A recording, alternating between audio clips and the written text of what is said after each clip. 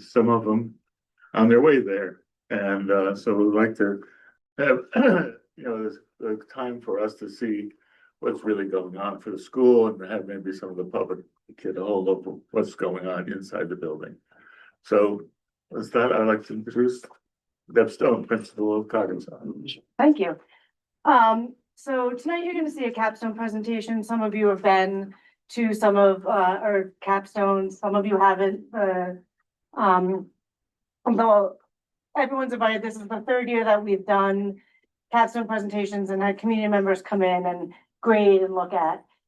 Tonight I have Kaylin Connell here, who you'll hear her name a couple of times tonight. But first, for her capstone, I did see her capstone in person. She did a great job, and I think it's a worthwhile, literal capstone to a high school career, 12-year career, more than that. So Kaylin, why don't you come show us what you got?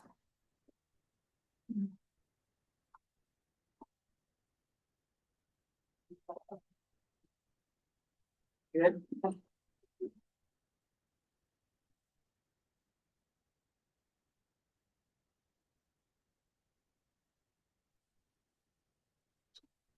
Okay, so for my capstone, I've always been interested in medicine and the military, so I decided to explore what a career would look like in both fields.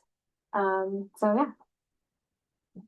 My essential question, which when we do our capstone, we formulate an essential question just to guide us on a path for where to go for the rest of the project. And mine was, how can I explore and obtain a career in military medicine? So I did 4 main steps for my project.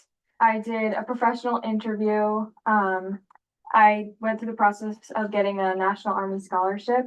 And then I took an EMT course and got registered last year. And then this year I also did some hospital shadowing hours for just experience and like real world scenarios. So first I had my interview.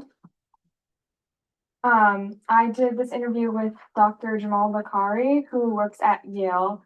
And he's a professor of radiology and biomedical imaging and surgery.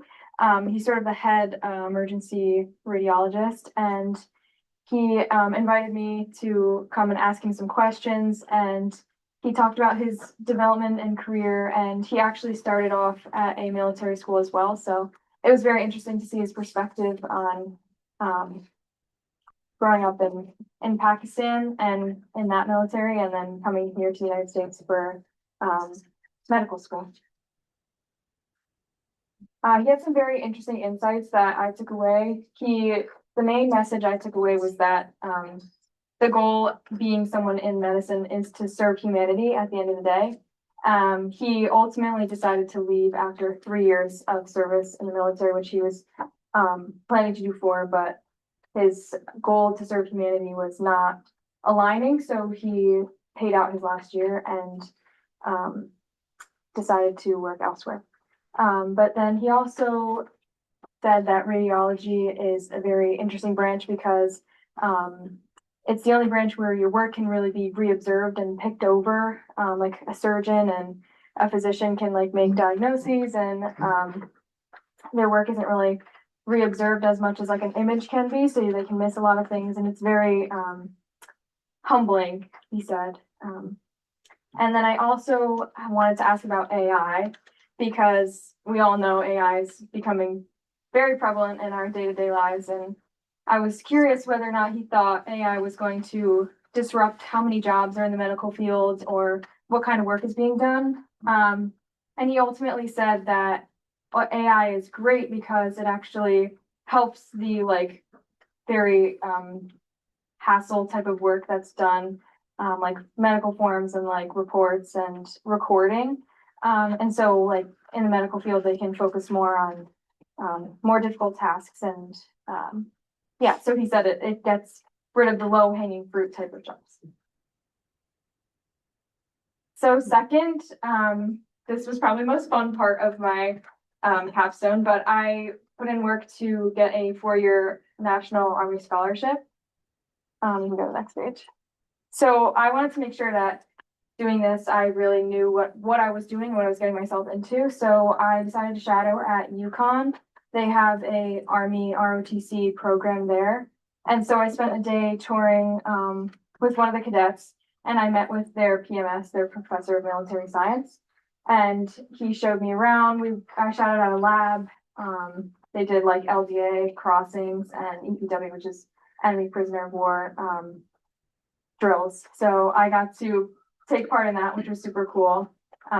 We're like in the Yukon woods. I don't know if any of you've been there, but it's pretty cool. But yeah, maybe next slide. Then there's like a varsity aspect of ROTC called Ranger Challenge.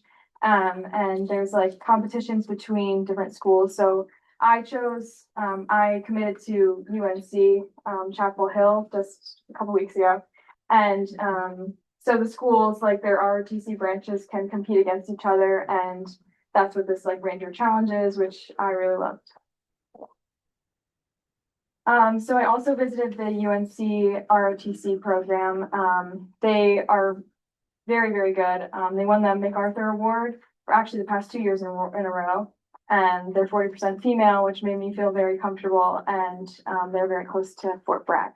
So lots of Lifestar and like emergency evacuation opportunities for the medical students. And that's more pictures. It's like the main meeting room. That trophy there is like a Ranger Challenge trophy.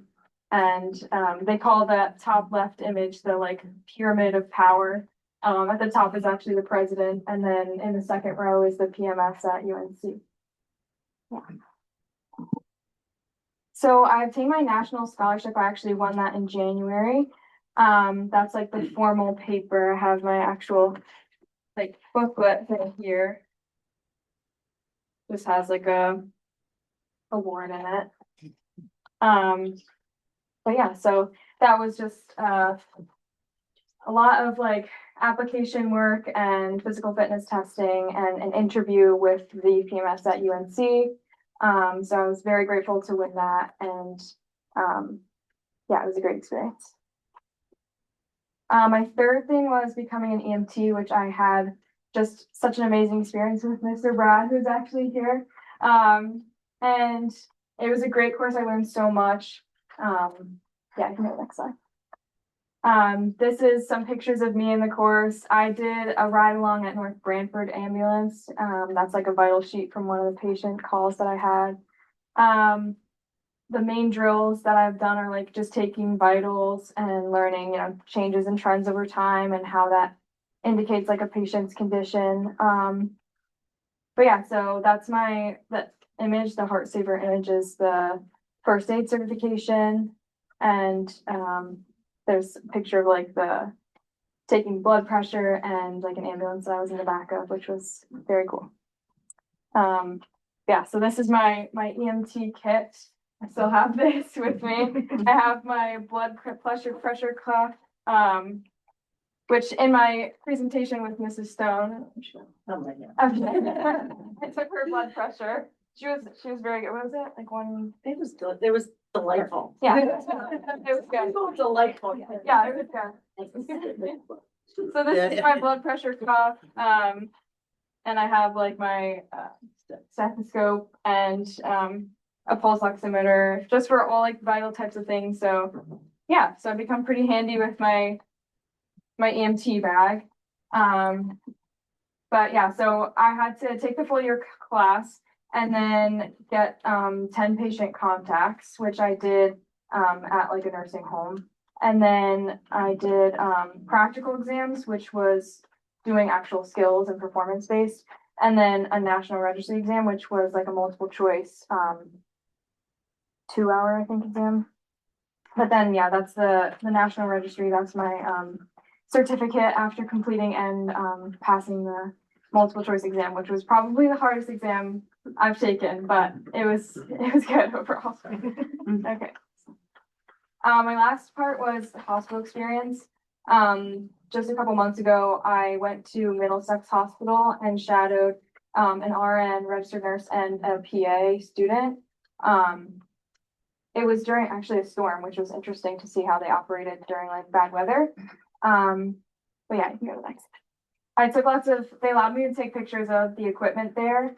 There was just like some like medication racks, and then the nurse allowed me to, well, he showed me how to use an ultrasound, to how they would put an IV in and what to look for, like for the vein and how to find it. So that's that lower image over there. And then I learned a lot about like how the hospital itself is set up, different units. The psych unit was actually the most interesting because they had some psych patients in there and they allowed me to go in and they have a big monitor screen. I just wasn't aware that that was something that they had in the hospital, and they had lots of interesting stories to tell me. Yeah. Okay, you go. I also went to a UConn engineering, like women in STEM workshop. It was at the orthopedic center, and we did a open reduction, which is what I got this bone from. We like did a yeah. No, there was like 30 of them. They're fake. They're just foam, but we snapped them and we screwed them back together, just to show what a like possible femur break surgery would look like. And then we did a knee arthroscopy, which is like a surgery that you put a camera in one incision and forceps in the other. And we had to like get a little piece. It's actually this image in the top over there, if you can see like a computer. And I have two little prongs going into the knee. And we had to like get a little piece of a pea actually out of the knee. And it was simulating like a chipped bone piece falling into like the knee and how they would get it out. So I got that and that was pretty cool. And then and the last part of that workshop, which was really cool and actually a lot harder than I thought, was the suturing, which is just stitches. And we did a couple different techniques. But it's a lot harder than I thought it was. Like I've sewn before, but suturing is like I kept ripping the skin, and so it took a while. Yeah, maybe I shouldn't try that, but yeah, it's very difficult. Yeah, that's it. Thank you.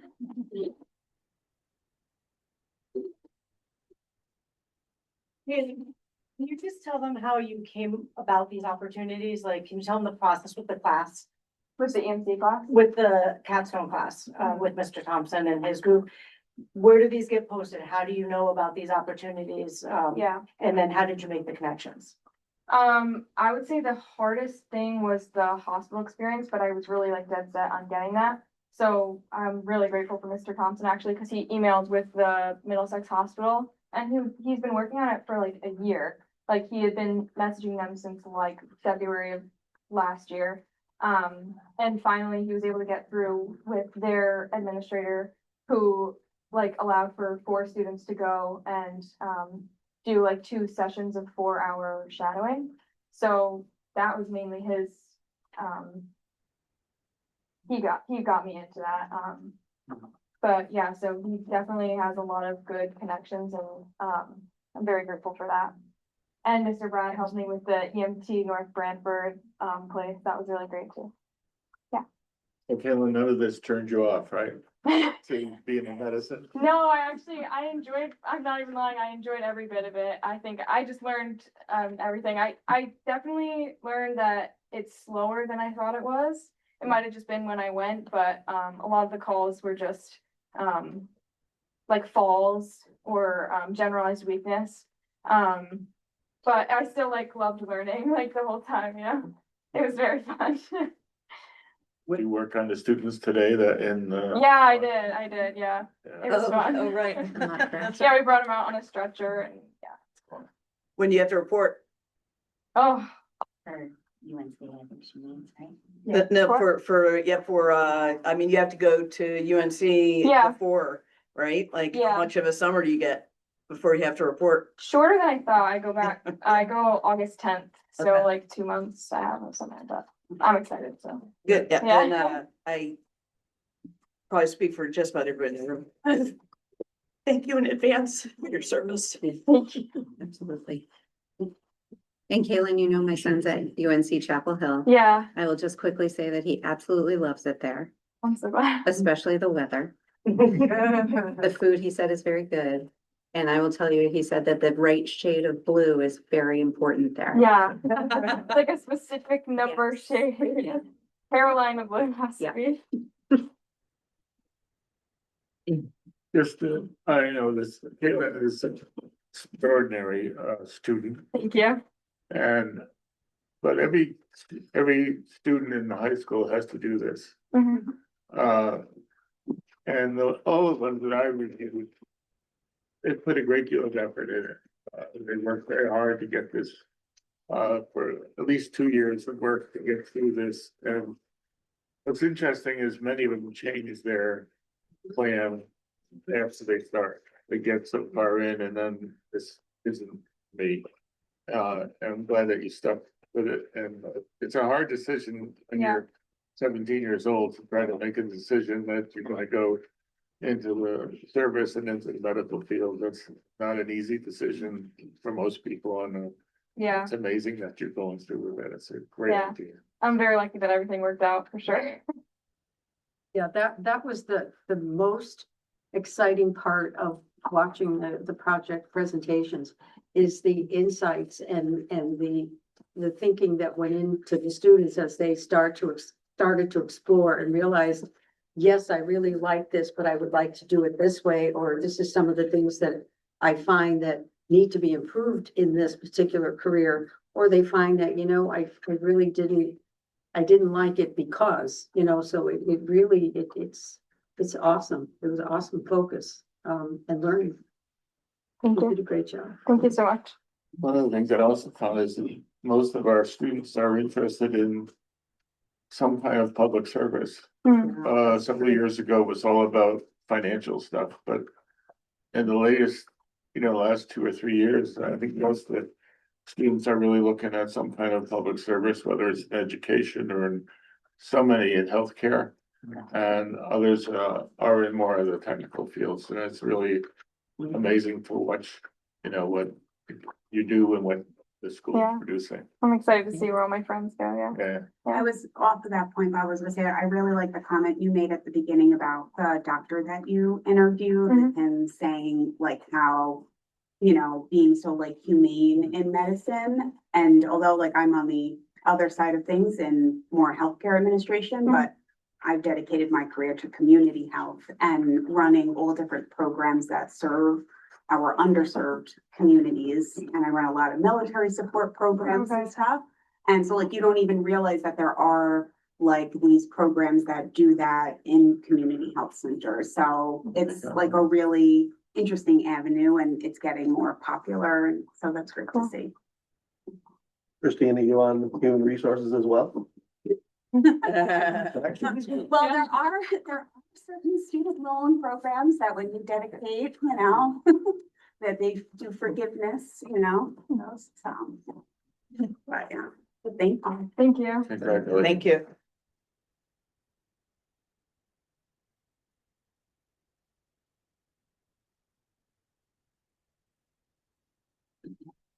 Every year, the Connecticut Associations of Board of Education and the Connecticut Associations of Superintendents recognize kids, in their high school, senior, I guess, and 8th graders. And tonight we have 2 of those awards, and Shelley, we want to do that. Okay, again, it will be Mrs. Stone. Our first cable award winner tonight is Addison Buffet.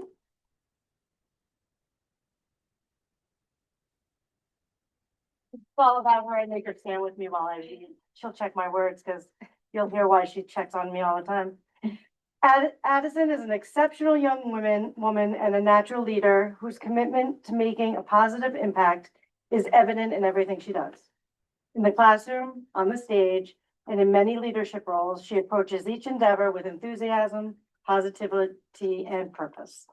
A highly motivated and intellectually curious student, Addie has challenged herself with a rigorous schedule of honors, UConn, ECE, and advanced placement courses, earning a 4.12 GPA. Her academic excellence and integrity are reflected in her induction into both the National Honor Society and the Spanish Honor Society. She's also quite literally the voice of Coggin-Chog every morning, delivering the daily announcements each morning with confidence and poise. A talented vocalist, instrumentalist, and actress, Addie has been deeply involved in the music program since her freshman year, participating in multiple choirs and bands while earning several lead roles in school musicals. As captain of the show choir, she leads her peers with creativity and enthusiasm, and her musical dedication have earned her numerous awards, including the selection to the Shoreline Choir and CMEA Southern Regionals Choir.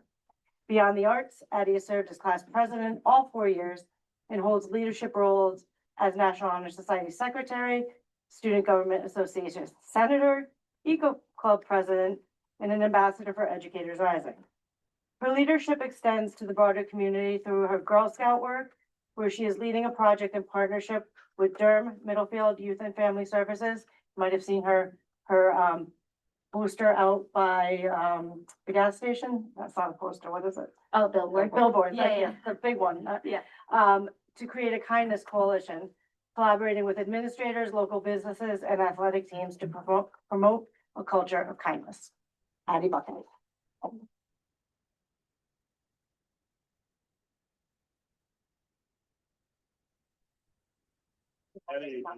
Well, yeah, he's got questions for you. You can't go away. We warned them all, Bob. We warned them. Oh, We can switch it up and ask a different way. Did you ever slow down? It's definitely been slower towards the end of the year, although this weekend's prom. So as class president, you have to plan prom for the juniors and seniors. Yeah. And do you enjoy the prom? Yeah, Or is once it I get work? through with the decorating, I'll hopefully enjoy it. It'll be a nice reward. And where are you planning to go to school next year? I'm planning to attend Trinity College in Hartford, Nice. and I'm majoring in political science. So, yeah. Perfect. Very good. Thank you, Eddie. Thank you.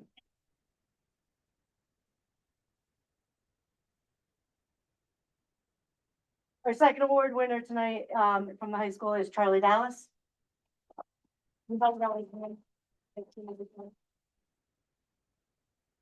Charlie is a remarkable young man of the utmost character, an accomplished student and athlete. His drive, discipline, and leadership consistently inspire those around him. Charlie has distinguished himself as a leader both in the classroom and through the many leadership roles he has held at our school and within the community. His academic accomplishments are impressive as well. He has pursued a rigorous course load that includes honors, UConn, ECE, and advanced placement courses, earning 4.1 grade point average. In recognition of his academic excellence and integrity, Charlie was inducted into the National Honor Society. Charlie is also an outstanding role model for the students in our district. A highly talented and dedicated athlete, he has participated in cross-country, indoor track, and outdoor track since his freshman year. This year, he serves as captain of all 3 teams, a role he approaches with great responsibility and pride. Charlie organizes preseason warm-ups, mentors younger teammates, and fosters a strong sense of unity and community among his peers. His athletic achievements, and these are long, so pay attention, are equally notable. Charlie's name is frequently announced over the loudspeaker in recognition for his record-breaking performances. He recently placed second in the 400 meters at the Adidas Track Nationals in Virginia Beach and has earned MVP, All-Conference, All-State, All-New England, and All-American honors. Beyond his own success, Charlie gives back through Go Far, a local youth running program where he mentors young runners by teaching skills and assisting at track meets. Charlie is also an accomplished skier, which we just found out when he did his capstone the other day, who competed in alpine ski racing earlier in high school and earned certification as a USSA volunteer ski coach, where he designed workouts, set courses, and coached the younger skiers. Congratulations.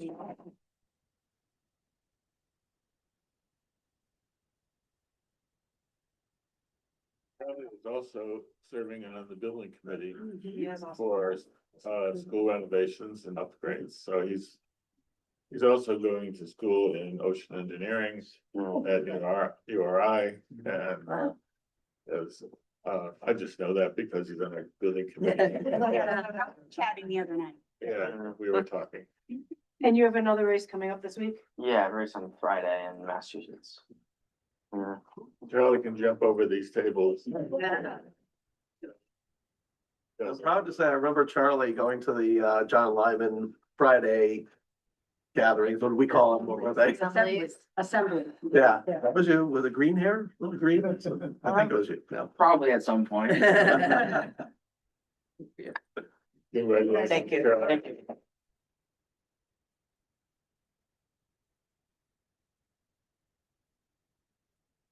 Good evening, everyone. Our first kid nominee would be the Kaiser. They're on my head. All right, you ready? All right, let's do it. All right. So Leah is an eighth grader who has distinguished herself as a student leader through her ability to work collaboratively with others and her deep commitment to the projects and people she takes on. Her teachers recognize her as someone who approaches challenges with focus, maturity, and a genuine investment in the success of those around her. As a member of the girls' basketball team, Leah demonstrated poise throughout the season, an important quality in a leader, as it reflects the ability to make good decisions under pressure and remain steady when circumstances are difficult. Her teammates relied on her for her composure, and she is met with trust by showing up fully committed game after game. That same reliability carries directly into the classroom, where her teachers note that she is committed not only to her own academic growth, but to the growth of her peers as well. Leah's leadership is defined by consistency and quiet strength. She honors her commitments, works well across different personalities and settings, and brings a level of care and dependability that makes the people around her better.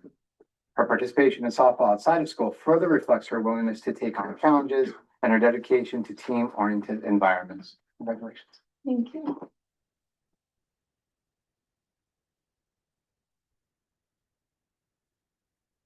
Yeah, could you stand a question? Yeah. Are you ready for high school? Yeah. Yeah, are you gonna play basketball and softball? Yeah. You really are great at basketball. I could see it. Well, I know normally I might be screaming from the side of this, but you know, you really do a great job with the younger girls. I mean, I saw it and I think that Yeah. really like shows and like you kind of being, I think what you said, like that quiet kind of voice, you know, in streaking ball, I think really goes a long way. So I think that's Yeah. great. Did you realize that your teachers think of you the way you just read? I think you should understand that. They appreciate what you do and how you do it, so. And they notice, Congratulations. and they notice, they see it. Let her off the hook. Yeah.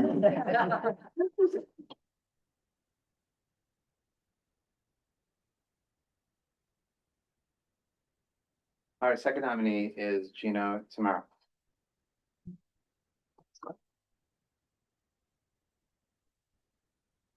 Good, all right. So Gino is an eighth grader who has earned the respect of his teachers and classmates through his consistent willingness to take on challenges and his own genuine concern for others. Always a gentleman, Gino brings a warm greeting and an ever-present smile and a positive attitude that elevates those around him. As a member of the Strong Robotics team, Gino has demonstrated a clear ability to understand the needs of the group and act on them, most notably by taking on the role of a mentor to newer members, ensuring the team's success is sustained well into the future. This reflects not only his commitment to shared goals, but also his diplomatic approach to leadership. He builds others up rather than simply directing them. In the classroom, Gino's teachers consistently note that he pauses his own work to make sure those around him are on track, stepping in to answer questions and offer support without hesitation. His classmates will tell you plainly that Gino does what he says he will do. He honors his commitments, follows through with integrity, and actively seeks opportunities to lead and lift others up. This year, Gino also joined the cross-country team, just for the heck of it, further demonstrating his willingness to embrace new challenges and extend himself beyond his comfort zones. Congratulations.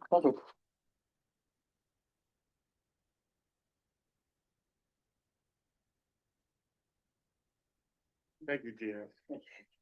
Are you ready to leave middle school?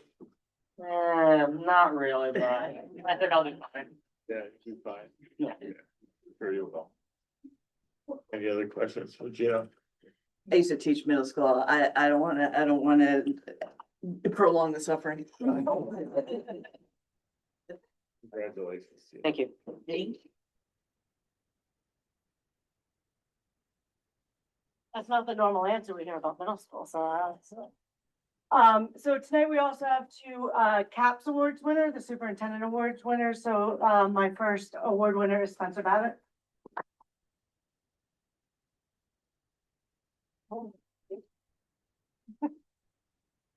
Spencer's an outstanding young man whose academic excellence, strong character, perseverance, and commitment to his school and community truly set him apart. His growth over these past 4 years, and I'm gonna go so far as to say, since I've known him since third grade, how to do it, sorry. Since I've known him since third grade, his growth over his years in school have been tremendous, impressive, and inspiring. He has challenged himself with a rigorous course of honors, UConn, AP, classes, earning a 4.16 grade point average. His academic achievements have been recognized through his induction into both the National Honor Society and the Spanish Honor Society. Last year, he received the Xerox Innovation and Information Award, in acknowledgement of his leadership, reliability, and integrity. Spencer was also selected to serve as treasurer of the National Honor Society. The more fun part.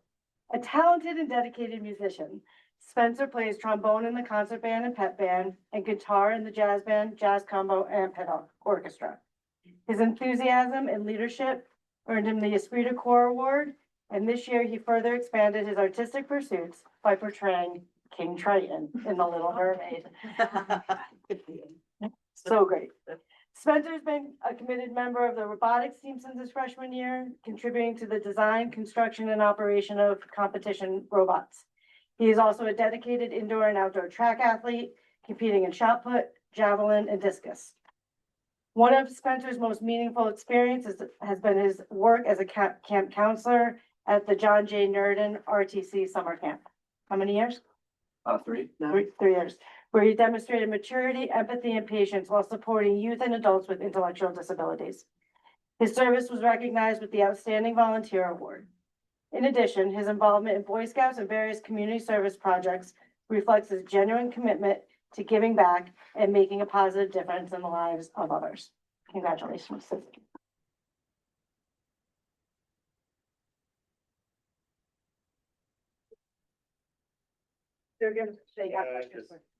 What are your plans for next year? School, I plan on going to Rensselaer Polytechnic Institute for mechanical engineering.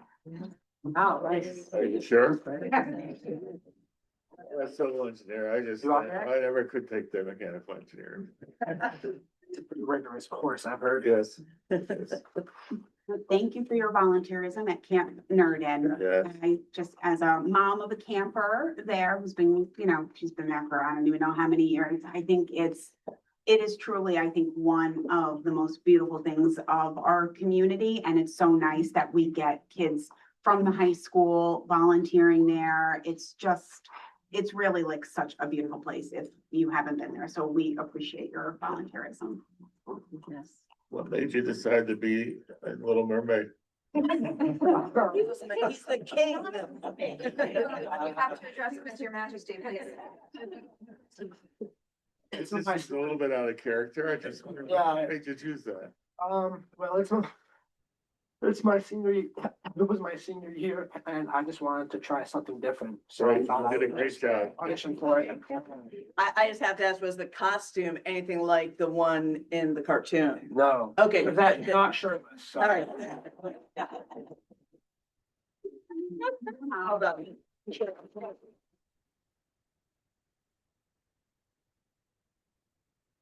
Our second award winner for the CAPS award is Jenny Zackley.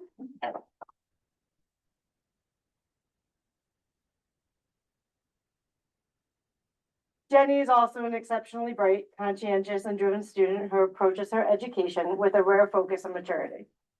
At Coggins, she has consistently pursued a rigorous coursework, completing 9 college-level classes and earning an outstanding 4.47 GPA.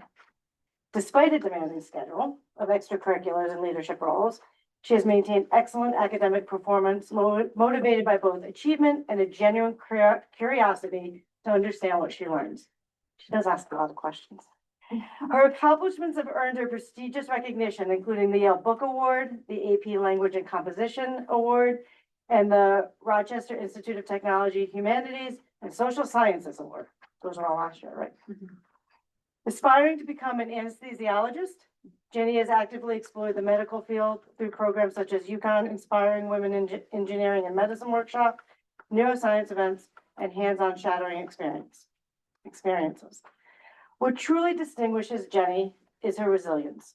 During significant family hardship and personal health challenges, she remained committed to her goals, demonstrating perseverance and strength. As the first in her family to attend college, she is deeply motivated to succeed. A mature leader, a natural leader, Jenny serves as NHS president, student council vice president, and a varsity team captain. She is a poised, compassionate individual who will undoubtedly thrive and make a meaningful impact in this world.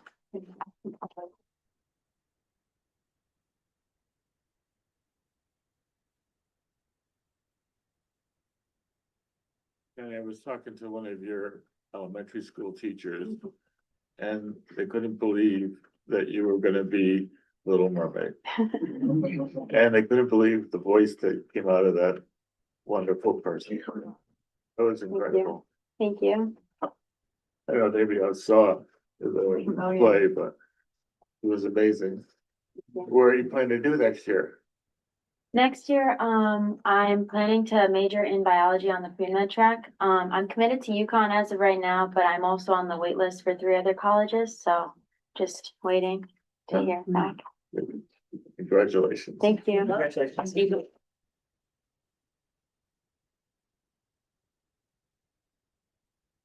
Two more people we want to recognize tonight. One can't be here. Our salutatorian, Tommy Wickwire, is not with us this evening.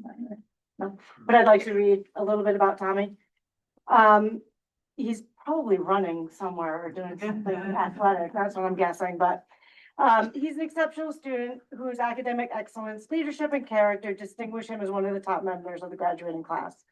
Over the course of high school, he has consistently pursued rigorous curriculum, completing 10 college level classes while earning an outstanding 4.54 GPA. His strengths are especially evident in math and science, where his analytical thinking and problem-solving abilities have earned him prestigious honors, including the Rensselaer Medal Award, the RIT Science and Math Award, and the Harvard Book Award. Beyond academics, Tommy is a respectful, driven, and self-motivated young man who leads through quiet confidence and integrity. He serves as the vice president of both the National Honor Society and the French Honor Society, and was selected to participate in the Shoreline Athletic Leadership Council.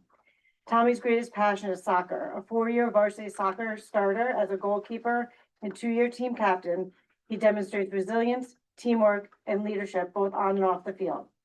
His commitment to the sport extends into mentorship roles as both a volunteer and paid goalkeeping coach for younger athletes in his local soccer club.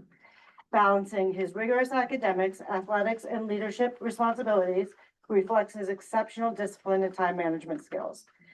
No matter what path Tommy chooses to follow in the future, which we do know what that is, I'll tell you in a minute, he undoubtedly possesses the intelligence, determination, and character to make meaningful contributions to any environment he joins. So he's our salutatorian this year.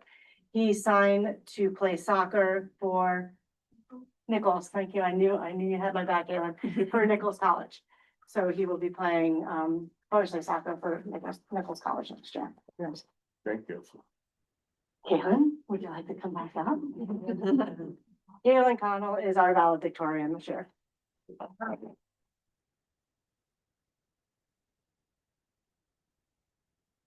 Caitlin is an exceptional young woman, as you already know, and has outstanding character and whose academic and personal achievements are truly exemplary.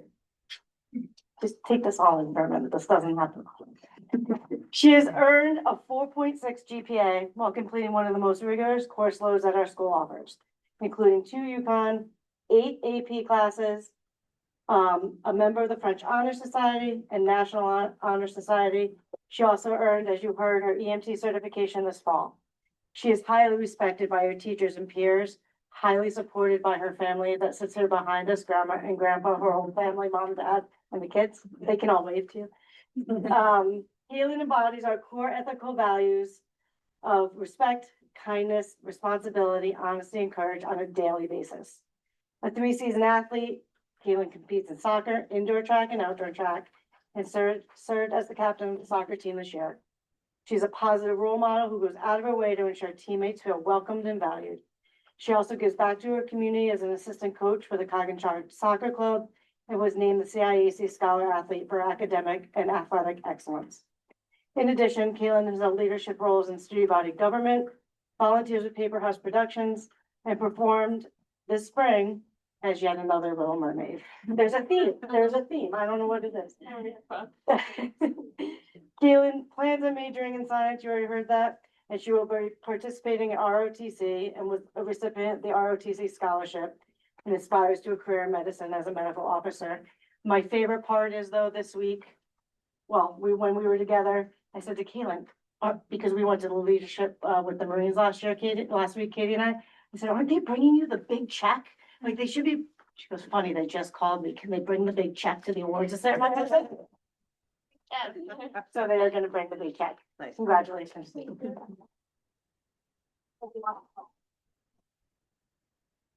to talk to me?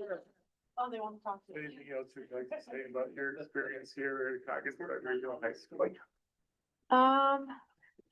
Mainly I just love all my friends and I'm so proud of them. And I think right now in the time of like for senior graduation, I'm just like very reflective and come a long way with all my friends and most of them I've been with since John Lyman and yeah, 12 years together and we've come a long way and I'm really proud of them. Thank you. Thank you.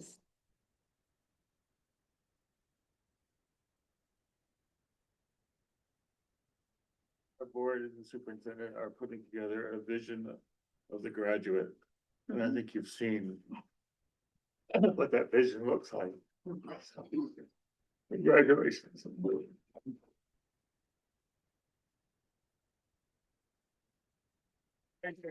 Take a 10-minute break or a 5-minute break so that everybody can. 5 minutes probably. It's exciting.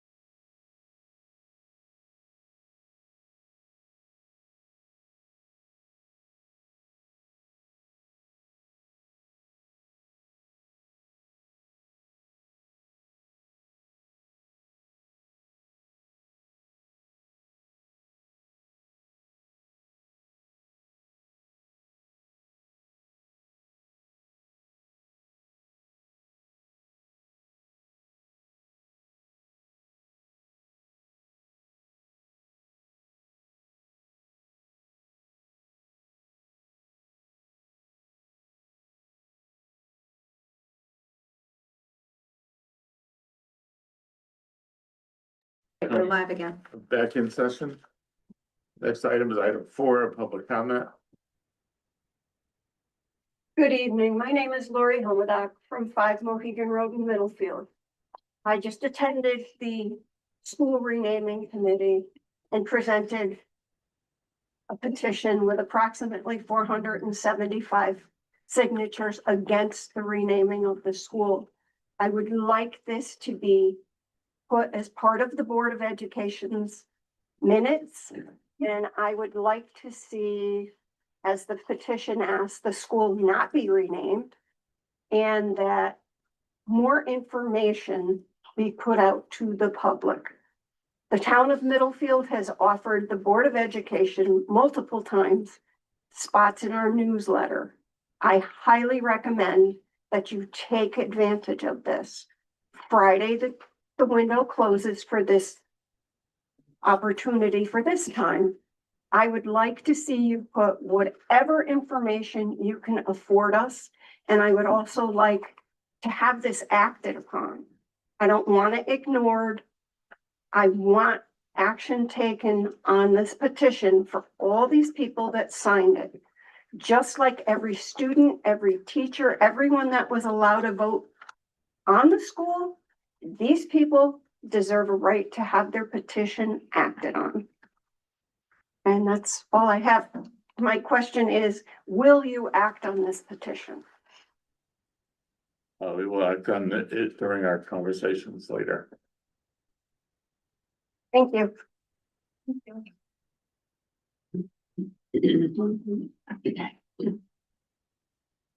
My name's Ann Malcolm, Middlefield. I'm a graduate of the first class of Coggins. I don't know what I'm gonna say It's okay. precisely.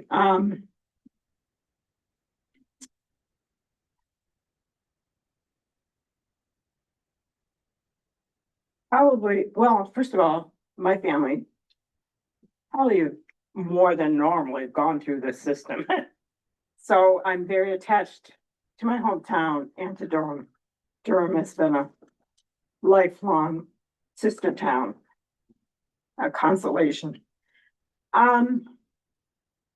Veterans. I have more veterans than average in my family. My mother was a nurse at the largest medical facility in the world during World War II, and she ended her career at the Veterans State Hospital. I have a nephew now that is going to major school. He's a graduate of this school.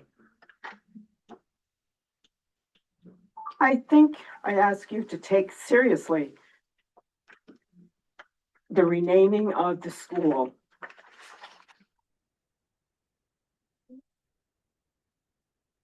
Middlefield did vote on the name Memorial School. It was a vote in 1953 after a wound of 2 wars, 2 conflicts. In 1953 from the 1920s, it's not a long time. And perhaps I'm a little bit of a genealogist, so I did look. The population was not that big. 1,200 in Middlefield. That's a lot of souls lost. However, I gave a piece of paper to a couple people that can be changed. Because in fairness to students who voted and to Mr. Lyman, Mr. Brewster, Mr. Korn, they served. They should be remembered. But we can't forget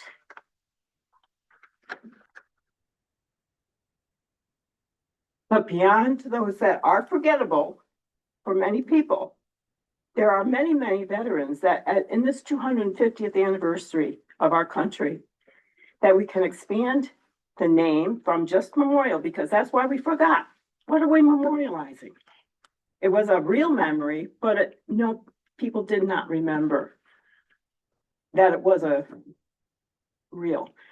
But let's expand it to Durham and Middlefield veterans from the past, the present, and the future.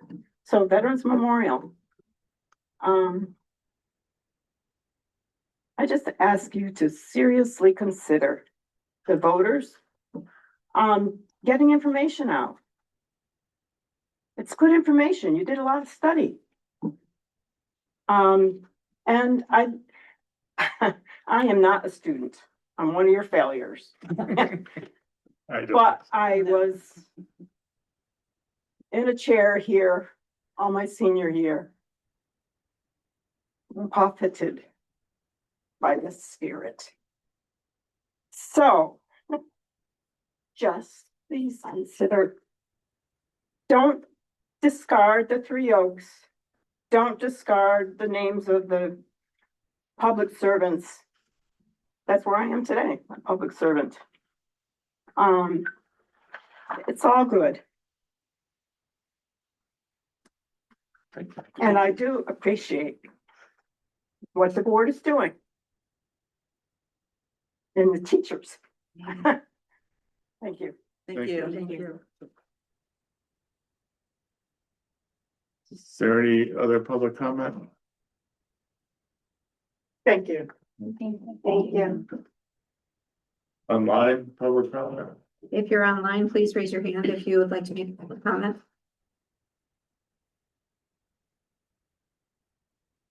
Oh, just one more thing. One referendum is cheaper than two on the registrar.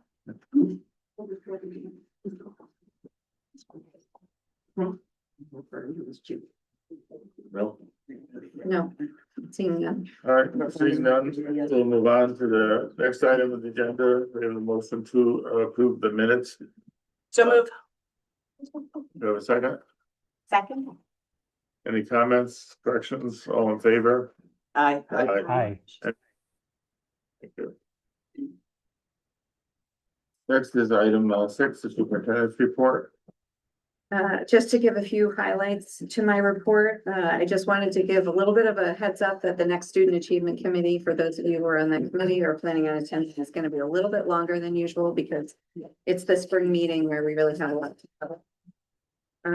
Again, just to update you where we are with AI and learning, and we've had our team studying AI all year with ACEs. We are opening up AI a bit in school, and we have decided to open it up with Gemini and Notebook LM, which are both part of the Google platform. And the reason, and we're limiting it to that at this point. The reason for that is because they are the most secure, given that we can go in through Google Classroom and we can keep everything safe, which is going to be our first point of order as we move forward with AI. In terms of restorative practices, our main theme is respect. So we throughout all of our grade levels, we're working on respect, and we've also been working a lot on moving from the me, what's about me, and what's about the we, what's about the collective. So we're doing a lot of that, and to honor this, we give away rewards each month for students, support staff, and teachers who are doing really exemplary work with either restorative practices or core ethical values. So to do that, from the me to the we, all of our rewards this month will be team awards. So the kids will be honored in a team and a team of teachers and team of support staff. We are also this month celebrating a lot with Mental Health Awareness Month, Staff Appreciation Week. So thank you for everybody who contributed to that. And Asian American Pacific Islander Heritage Month is also in May. In support of the AI work that I mentioned earlier, I mentioned this a few meetings ago, we did decide to create a digital wellness team for next year. That will be one team leader and 4 members of that team who will focus on 3 digital wellness topics: AI for learning, screen time in school, and social media for connection and communication. So instead of, we have the strategic initiative stipends, I think that's what they're called. That's where one of those stipends will go. So it's an existing thing in the budget. It's nothing new, but they will go towards that digital wellness team for next year. We are very excited about the upcoming groundbreaking ceremony. So I hope you can all be there on the 20th at 4 o'clock. And for those of you who are on the building committee or staying for that meeting, since we're at the groundbreaking, just as another heads up, we wouldn't make it back here for the building committee meeting right after. So the building committee meeting will be in the work trailer. at the construction site. Okay, that way we don't have everybody rushing over this way to make it to a 5 o'clock meeting. And I did attend the Middlefield meeting on Monday night. And we do have one new board member who is going to be Tim Vians. And then the other seat is still vacant. So that was tabled at the meeting, and there'll be, hopefully, somebody steps forward to take that other available board seat. If Soon. nobody does, can I have 2 votes? Actually, that's an excellent question. And other than that, I'll submit my report as written. Thank you. Thank you. Next item is, any questions?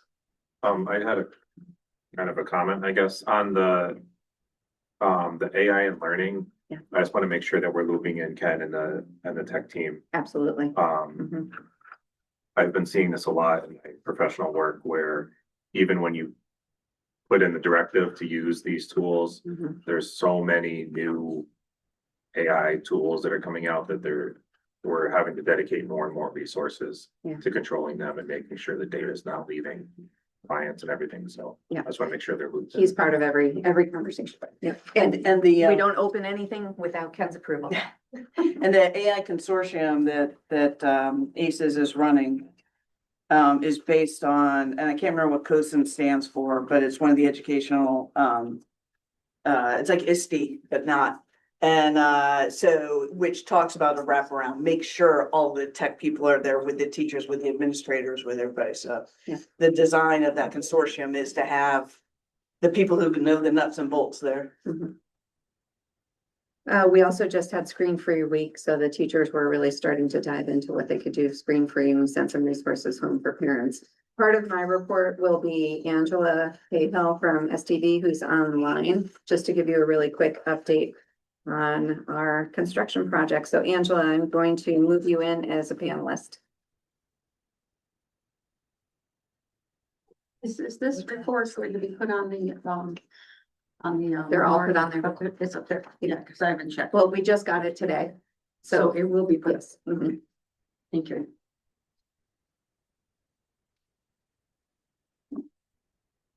Okay, Angela, can Hi. you hear?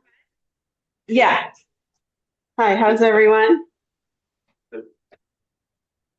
Oh, let me see if I can get my camera on. Angela, are you in twice? I don't think so. It must be a different Angela. Is it all good? You can hear me okay? Yes, we're ready for you. Okay, great, thanks. Yeah, so just wanted to give the monthly update. Over on the demo portion of the project, most of the mass demo or all the mass demo has been completed. They've also removed the rooftop equipment, and then the rest of the sort of what we call small demo is in progress over there. So that's going well. That's on schedule. Then we have for the renovation and construction project, we have the scope review meetings going on for a lot of the major trades. So those probably about halfway through, maybe a third to halfway through those scope review meetings. And then also from the bids that we received already and did scope review, we have issued letters of intent to the MEP, the mechanical, electrical, plumbing subcontractors. Those were a priority for schedule purposes. So those are moving forward faster than the rest. Also from the hazardous material abatement standpoint, that's happening in the pipe tunnels over there. That's really the sort of construction and bidding update. We also had put out a bid for the independent stormwater monitoring contract, and those bids came in last week. So those will get reviewed and vetted. That's really the progress that's going on. Any questions for Angela? Angela, the scoping is brought us well within the budget. Are we? Angela, can you hear the question? Well, we're still budget update until all of that's complete. Yes. Okay. Yes. Can you hear me? Yep. Anything else? Can we, this, well, to your point. Nope, no major changes at the time. To your point about, the budget and being on budget, instead of saying no significant changes, can we just add a comment that says the project is currently on budget? Because there's all this chatter of like, we're over budget, we're over budget. I don't know where people are getting those numbers from. So I just think like really pointing out, that would be great. If we could do the same on the schedule too, because I think those are the two. Yeah, like big right now, we pieces, can budget talk. and Schedule. Yeah. Kind of, you know, Maybe we submit something to the Littlefield newsletter, we can throw those items in there too. Sure. That's a good idea. Yeah. I do have the newsletter ready to go for the 15th. We only get a page, so I really squeeze stuff in there. But we will put a QR code in there, to be able to, go directly to the update page on our website. So that'll bring everybody there. But I think, we can say we are, on schedule and on budget. I also think it's important for people to know that we are not allowed legally to go over budget. We can't. It does mean that we have to potentially look at reductions or changes in some ways, but we're not allowed to spend more than what was allocated. Yeah. Ever. Yeah. Thank you. Thank you, Angela. Thanks, Angela. Thank you, And good to see you all. the other Angela, if you could remove yourself as a panelist, that would be great, because for some reason I can't do that. Thank you. The chairman's update, I don't really have too much. I just wanted to say that Craig is here today. And they had a mock accident with a mock death and a lot of injuries. And I think it's exciting to do that and very informative. And I think this kids, especially the younger ones who experience it, really get an understanding what it is to be in an accident, especially 2 days before their prom, where a lot of these accidents occur. And Craig, did you want to say anything about it? I just calling you because you're here, and I thought it was a great exercise. It's the second time I think it's been done, right? Sure, this is a biannual, once every other year, biennial, right? A biannual event that we decided that it kind of keeps a little more of the drama involved if we don't do it every year, so it doesn't get stale for the students. It's involved with my EMT and fire science classes. Fire science is just wrapping up their extrication portion of the lessons. So we did cut a car apart at the corner of the parking lot, kind of in practice and getting ready for this. My EMT students are involved with the patient care on that side of things. The program is, in my opinion, I'm partial to it, I guess, it's really amazing. It is a collaborative with the Durham Middlefield Fire Department. This could not happen without them. The chiefs and the members are here at least once a week with fire trucks and apparatus and helping us out. We're outside. It's designed to be an interactive and hands-on program. So we were outside with the trucks, with the, pumping water, with the tools all the time with that program. And it really is amazing. But again, it couldn't be done without the fire department's cooperation with us. Deb Stone and administration here has been amazing in supporting it as well. And this event today, we had fire departments, Middlesex Hospital, State Police, Lifestar, everybody, worked together, made it happen. It was supposed to be tomorrow. But with the weather coming in, we pulled some pleases and got it to happen today. I think it was really successful. I think the kids got a lot out of it. It's amazing. Even the actors that were in the car, they come out and like, it's really scary in there. I didn't think it would be, that way. So if we can, with prom being this weekend, if we can make someone think twice about making a good decision, then I think it's worth, the effort that we put into it. So thank you. Thanks for giving me Thank you for doing it. talk. The only other thing, there was a great concert last week. There's a jazz concert tomorrow night. Hope that you can go see these things. They're really fun. And Danny Kate, Jackrell, who is here tonight, will be singing solo tomorrow night. So if you want to hear her voice, it's worth it. All right, that was basically all I had. Kim, I have a very short report. We ended the month of April year to date, 77% of our budget has been expended. We continue to hold at 99% encumbered, and we received 82% of our projected revenue. We are closing out the end of the year, being that we are into May, continuing to close out purchase orders, limiting new purchases, and just trying to get to a spot where we know how we're going to end the year. We typically don't roll over any purchase orders into the new year, so we close everything out, and we will have the new budget when it gets voted on and passed, becomes open in about, shortly after that in June. So any purchases that need to be made can be made off of that budget as long as it's passed. So we do have the ability, but we also have the ability to spend for emergencies or unplanned purchases through June 30th with the budget. That's all I have. thank you. Any questions? Next item. I just have, Okay, when we're at, you said we're at 77% expended. Does that correlate to the percentage of where we are in our fiscal year? Are we like 70% through the fiscal year, or is that? Good question. Yeah, that's, I never really equated it that way, but yeah. And then we encumber, whatever we know we encumber. So we, the 99% is great, we're right on, budget. But yeah, that's a great way to put it. It is.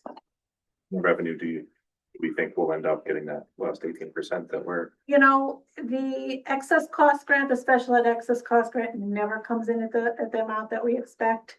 So, if we get into the 90s, which I believe that we will, that would be good. And then if you have a surplus in your expenditures, but you have a deficit in your revenue, it has to offset. So, when you have less revenue, you need to make sure you have funds to offset that. So it's a careful balancing act towards the end of the year. thank you. Next item is a discussion and vote to approve the award of RFQ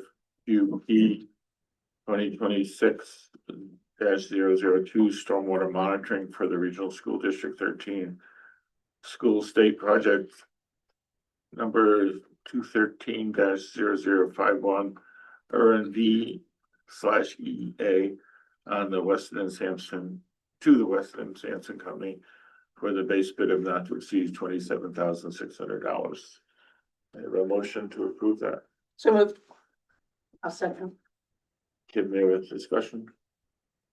This was the stormwater monitoring, and the bids were vetted by the architects, ONG and STV, our owners reps.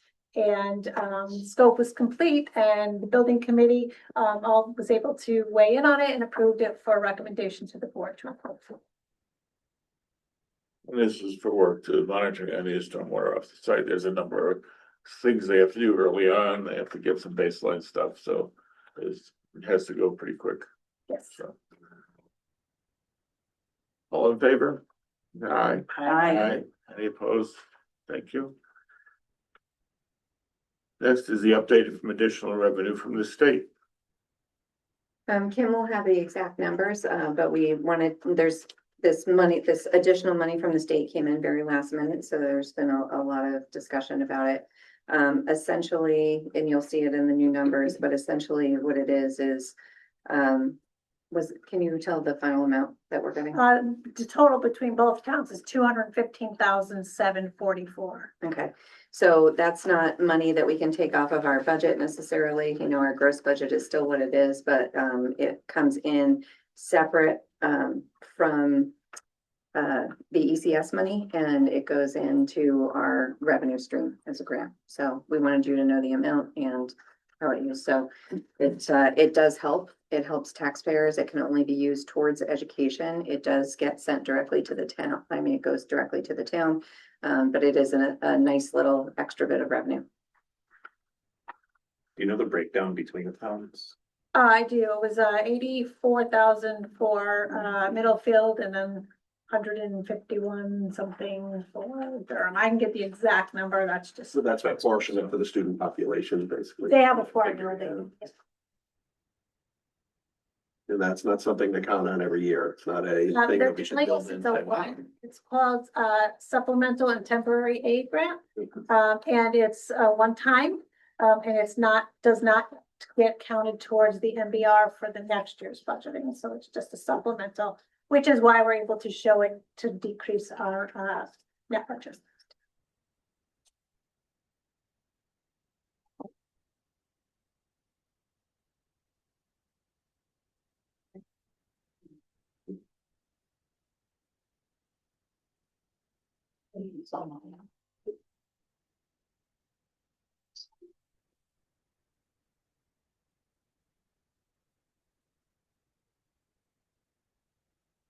After our, we should also note, Kim, on the grant, school budget, the grant budget, there was some additional funding for that. Oh, You're talking about school construction? yeah, Oh, yeah, well, that doesn't have anything to do with the I know. annual budget. But we did receive 15 extra percentage points for our reimbursement rate on the school construction project. So instead of 53%, we're gonna be actually receiving 68%, which in it counts to almost 10-11 million dollars equates to that. So we really were very, very fortunate to get that. brings our share down to the 20s. In the 20s, and the one bonding issue that we did, I'm just praying that that's all we have to do, but we may need to do another smaller one. And the impetus at the state level to do this is really to encourage districts to look at their building use and say, let's encourage actually consolidation. It's just happening everywhere and it has to happen throughout the entire state, for sure. Thank you, sorry, I went off subject. At the special meeting on Monday, we talked about getting the budget down under 4%. And Sydney and Kim have come up and given us that. Yeah, so what you'll see is, we're just putting together a fact sheet that will go out to the town after any adjustments that you want to make, what you decide tonight. The overview is we're obviously going to make some reduction in the budget. So we are going to propose the reduction of the 1.0 library media specialist. I wanted everybody to know that this is a vacant position. This is not a current employee. And then what we did is we had a meeting of the minds at leadership team today, and the original thought was maybe capital, but the board didn't want to move in that direction. So what I asked the leadership to do is kind of death by 1,000 cuts. So what we did is we reduced a variety of other lines to total $94,000. And if you'll see on the back of this is where you get the detail of where all those smaller amounts came from. So that will make a change from the original budget was an increase of 4.5. This new proposal would bring us to 3.94%. I know that for a lot of people in the communities, we heard that being under 4 was important. And that changes the net in addition to the additional funds from the state. It was originally a 4.35 and the net will now be a 3.77. And then I know that you have to talk about dates again. We did reach out to both towns about 2 different options for the next referendum. Both towns had a preference of doing the annual meeting on the night of June 1st and the next voting day for the referendum on June 2nd. Do you have the actual figure for the budget right now? I do. So you were saying with these cuts incorporated? Yes. Okay. The gross budget total is $44,218,342. Do you happen to have the net? Yeah. 42 million? Yeah. Yeah, look, $627,156. So on the referendum, we need to have a vote on that 44,218,342. Is there any other discussion on the budget? I know we spent an hour or so on Monday. I forget, towns vote on the net budget. Gross. The gross budget. And both towns have to pass, or it's a numerical They're pass? numerical. Total. It's the total, but I've been trying to emphasize a lot, both towns still have to vote. Right. Some people have been confused that only Middlefield has to vote again because it failed there, but passed in Durham. I want to make sure everybody's aware that both towns have to vote again. Okay, but both towns don't have to pass it. Just- Total. I appreciate the creativity with not touching capital. Yes. I agree. Any other comments? If not, I have a motion to,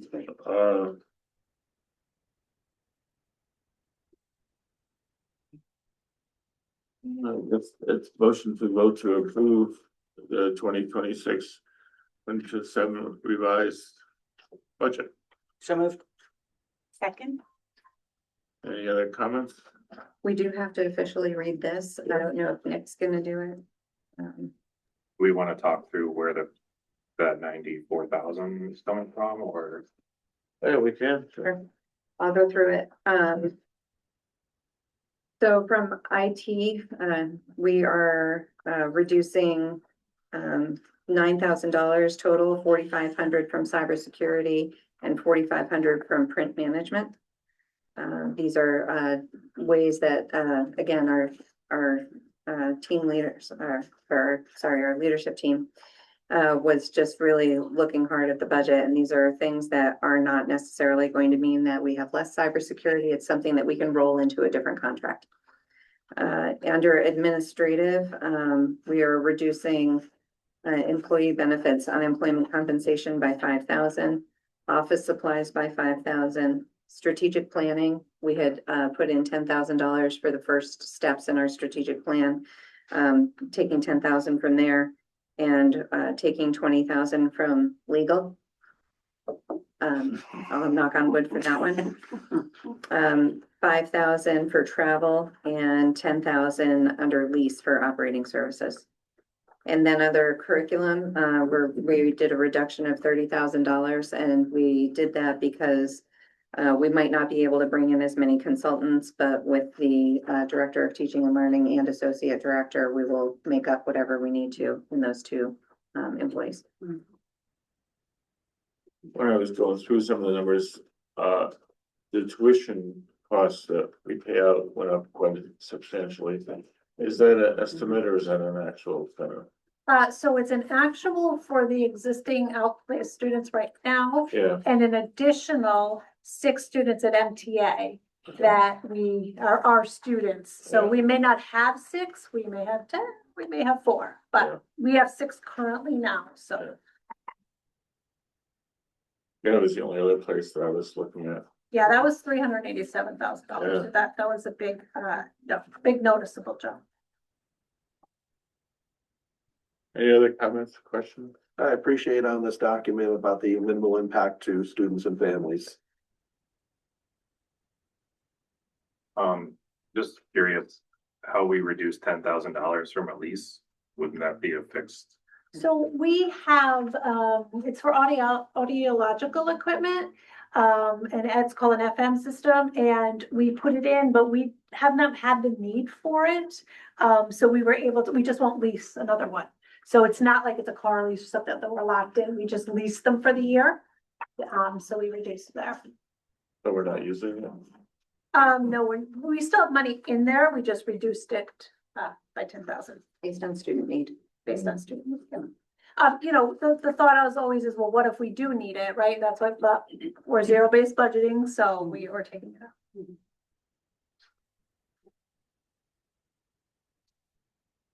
Any other comments? I'd just like to say thank you for creatively coming up with funds without a significant impact. Thank you. Well, we lost 5 positions, so it is. Well, that was already there. I'm just saying, in addition to that, we were, I know.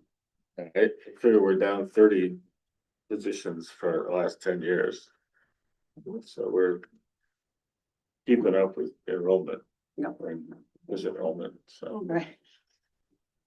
All right, if I need a motion to approve it, then I need somebody to read. Yeah, There was a motion. Yeah, we need we need to adopt the warning.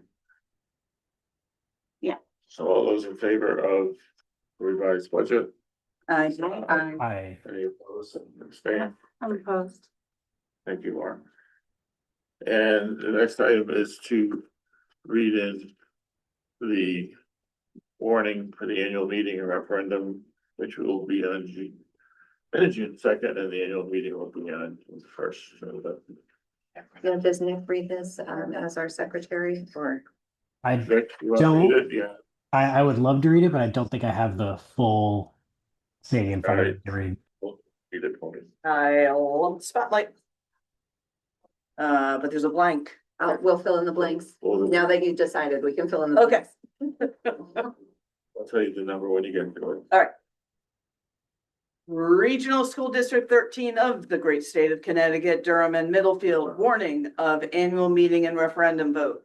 Notice is hereby given to all those eligible to vote in town meetings in the member towns of Durham and Middlefield that the annual meeting of the Regional School District 13 of the state of Connecticut will be held on June 1st. June 1st at 7 p.m. in the library at Coggins Regional High School, 135 Pickett Lane, Durham, Connecticut, for the following purpose: to present the proposed budget for the 2026-2027 fiscal year as prepared by the Regional School District 13 Board of Education.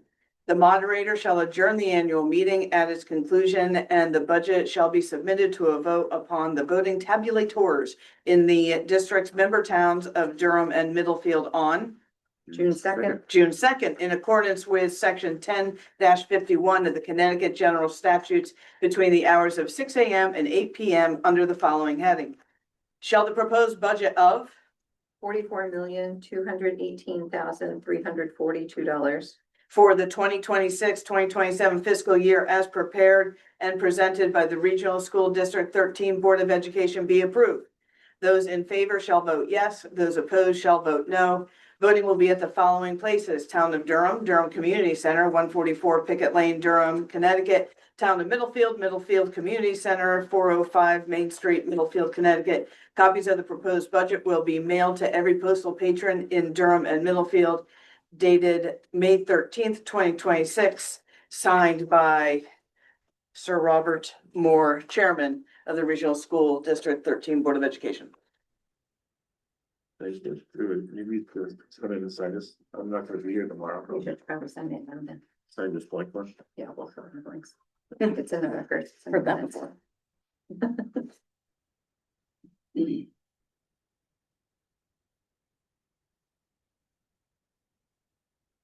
I have those exact additional aid amounts if you guys want them. Durham received $131,730. Middlefield, $84,001.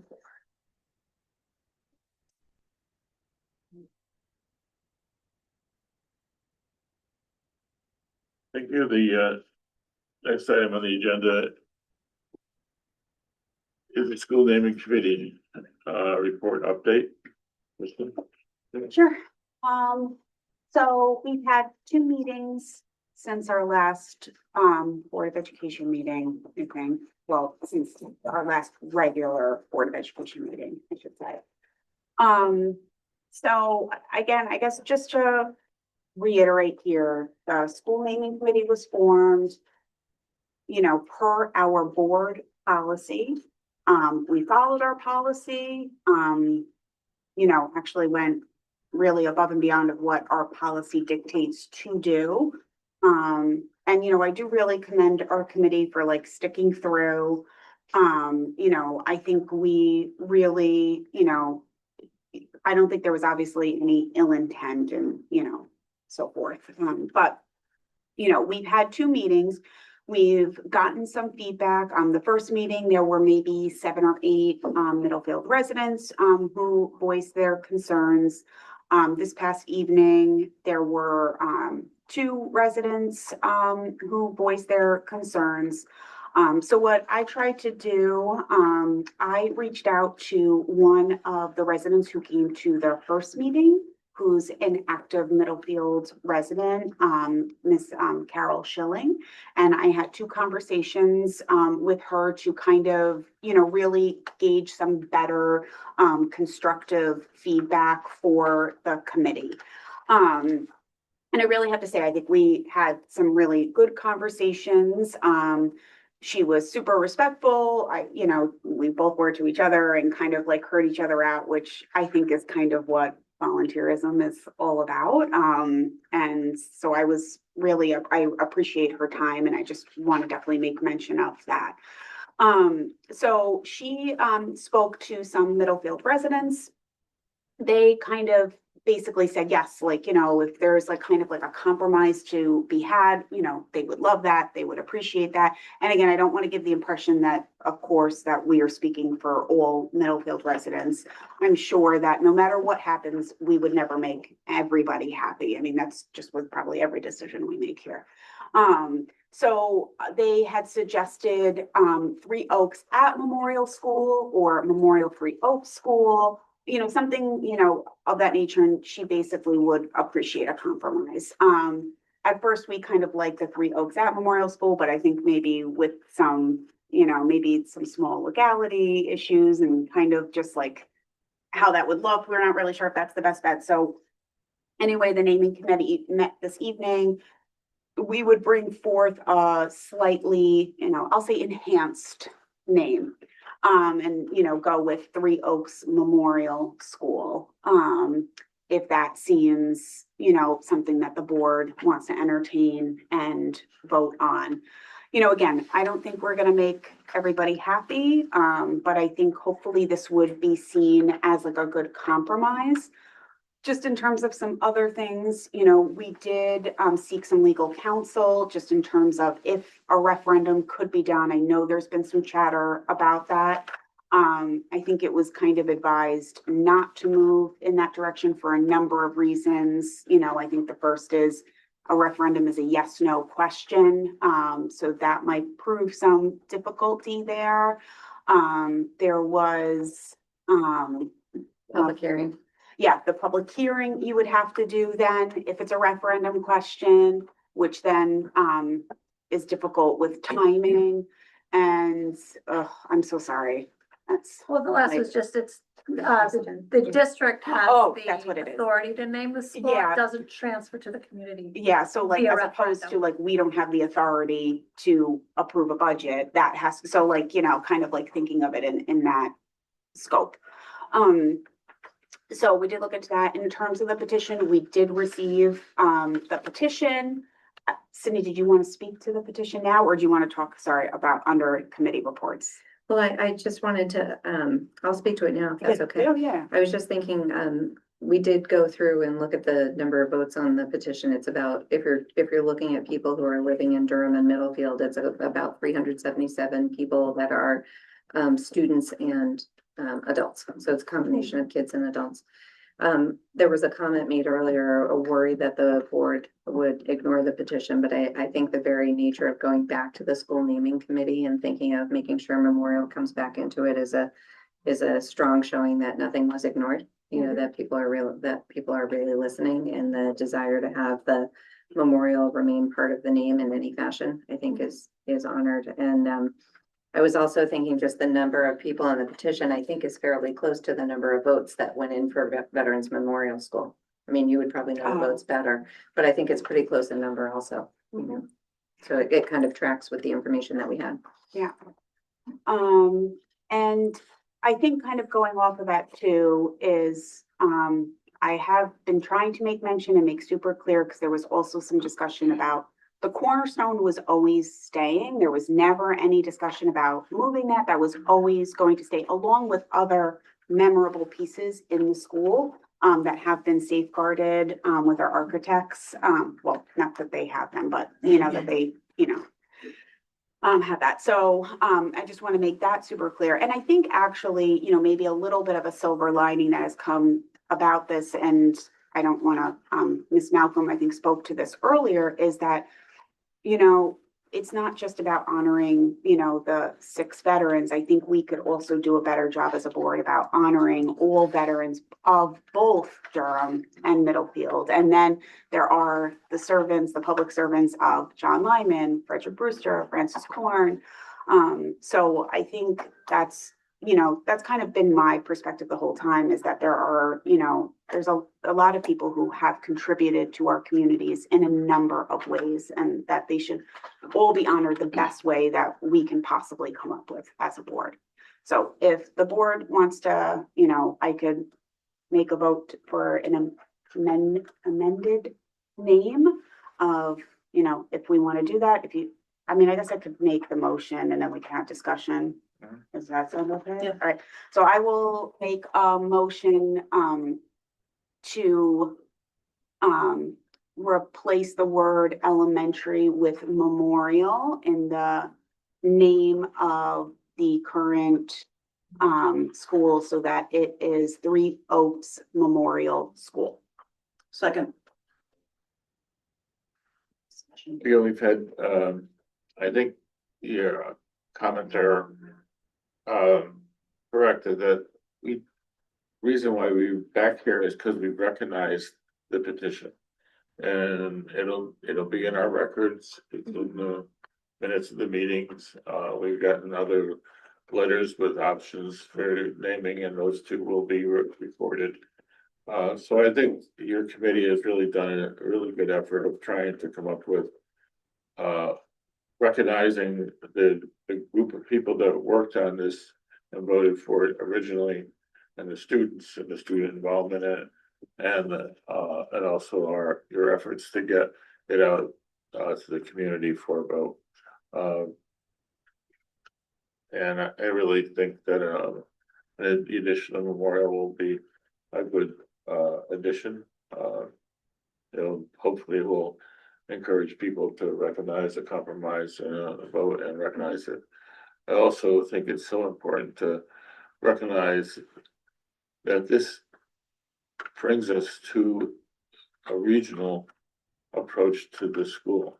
The board has worked on this for 10 years or more to come up with, you know, the regional school system having a single school where all students from both towns have opportunity to be together for the 12 years of their school. This would be the first time since 1950, since the regional 1970, since the school district was formed, that they would all be together throughout their 12 years in the same building.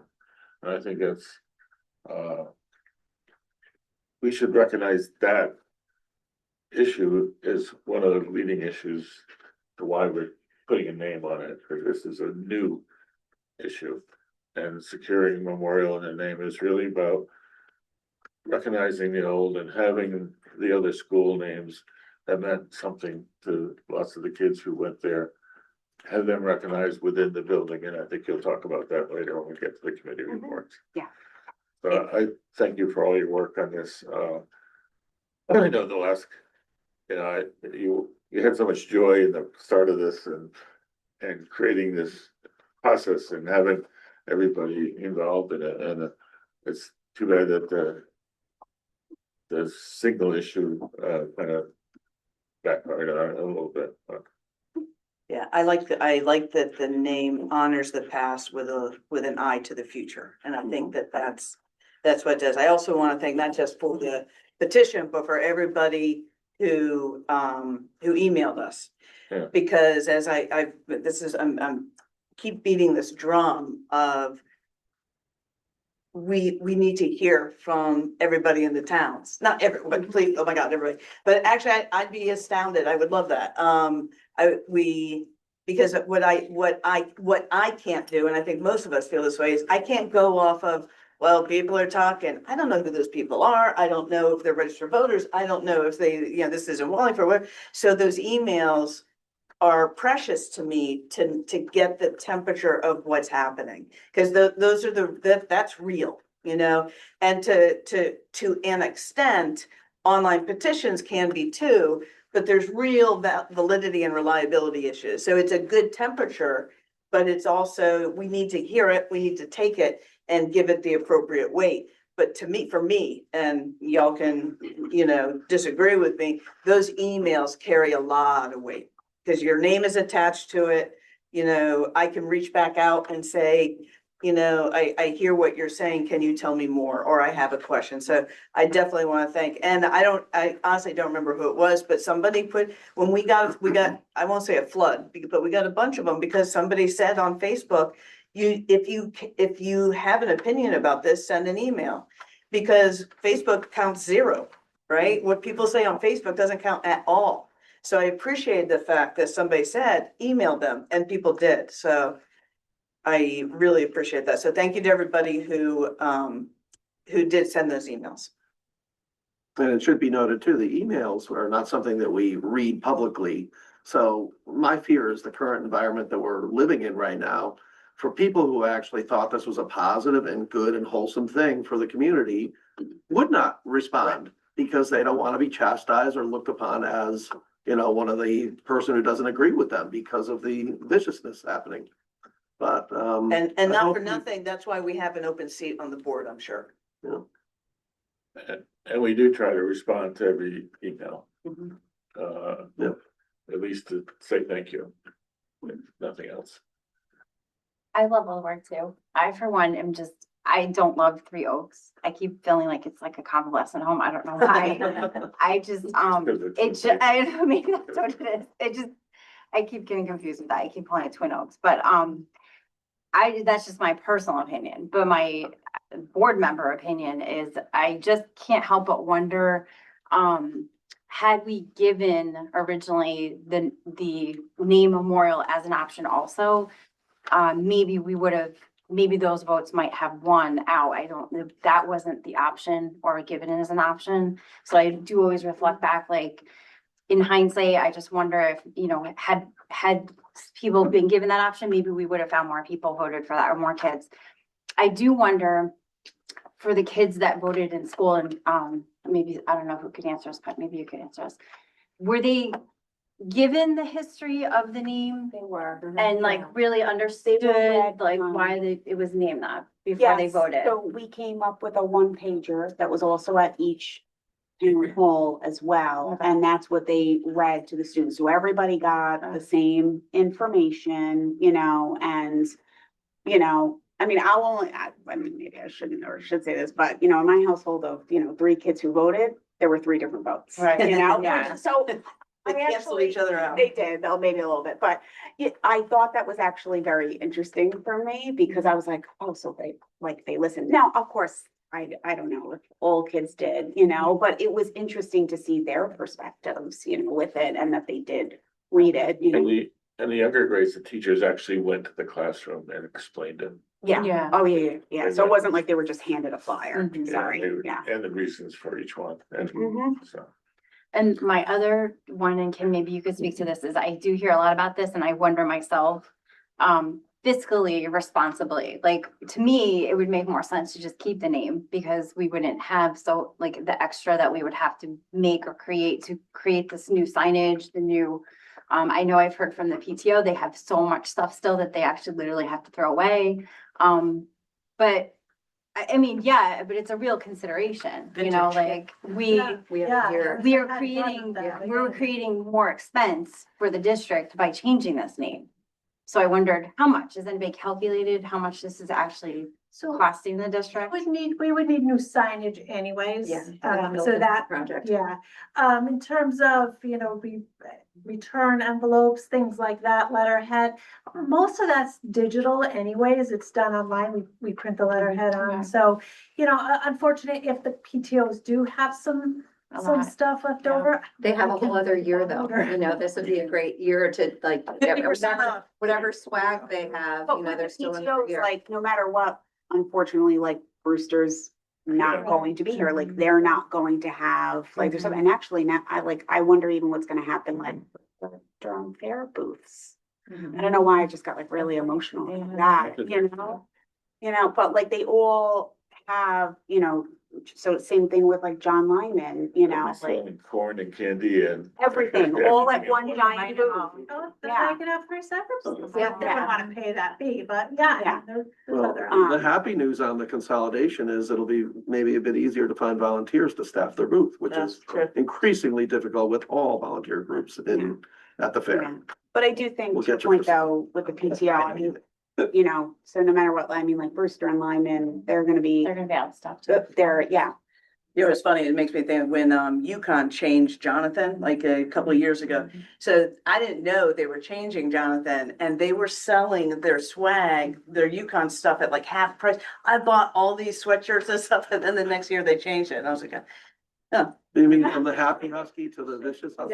Yeah, yeah. Yeah, he's too vicious looking. Now The they're Yeah, happy I one know. is coming back. Yeah. They're Lugging the happy one again. So it, Metal. oh, so. Well, exactly, yeah, yeah. So it anyway. You know, the, Right, that's all I the name change, Thank you. the name change for Memorial has been the focus of the community, but the bigger issue is the information that the community did not get, the general community, not the parents, because the parents did receive it through Parent Square.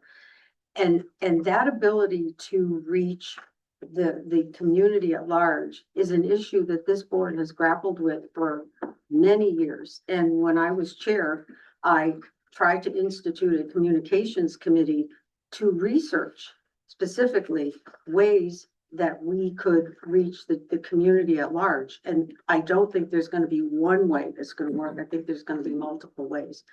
And the committee never met because they felt that they needed to write something up to the community, and that's not what the charge was. It was to brainstorm different ways. So I think, and I think that, you know, the community is focusing on the name, but I think it's the fact that they were unaware.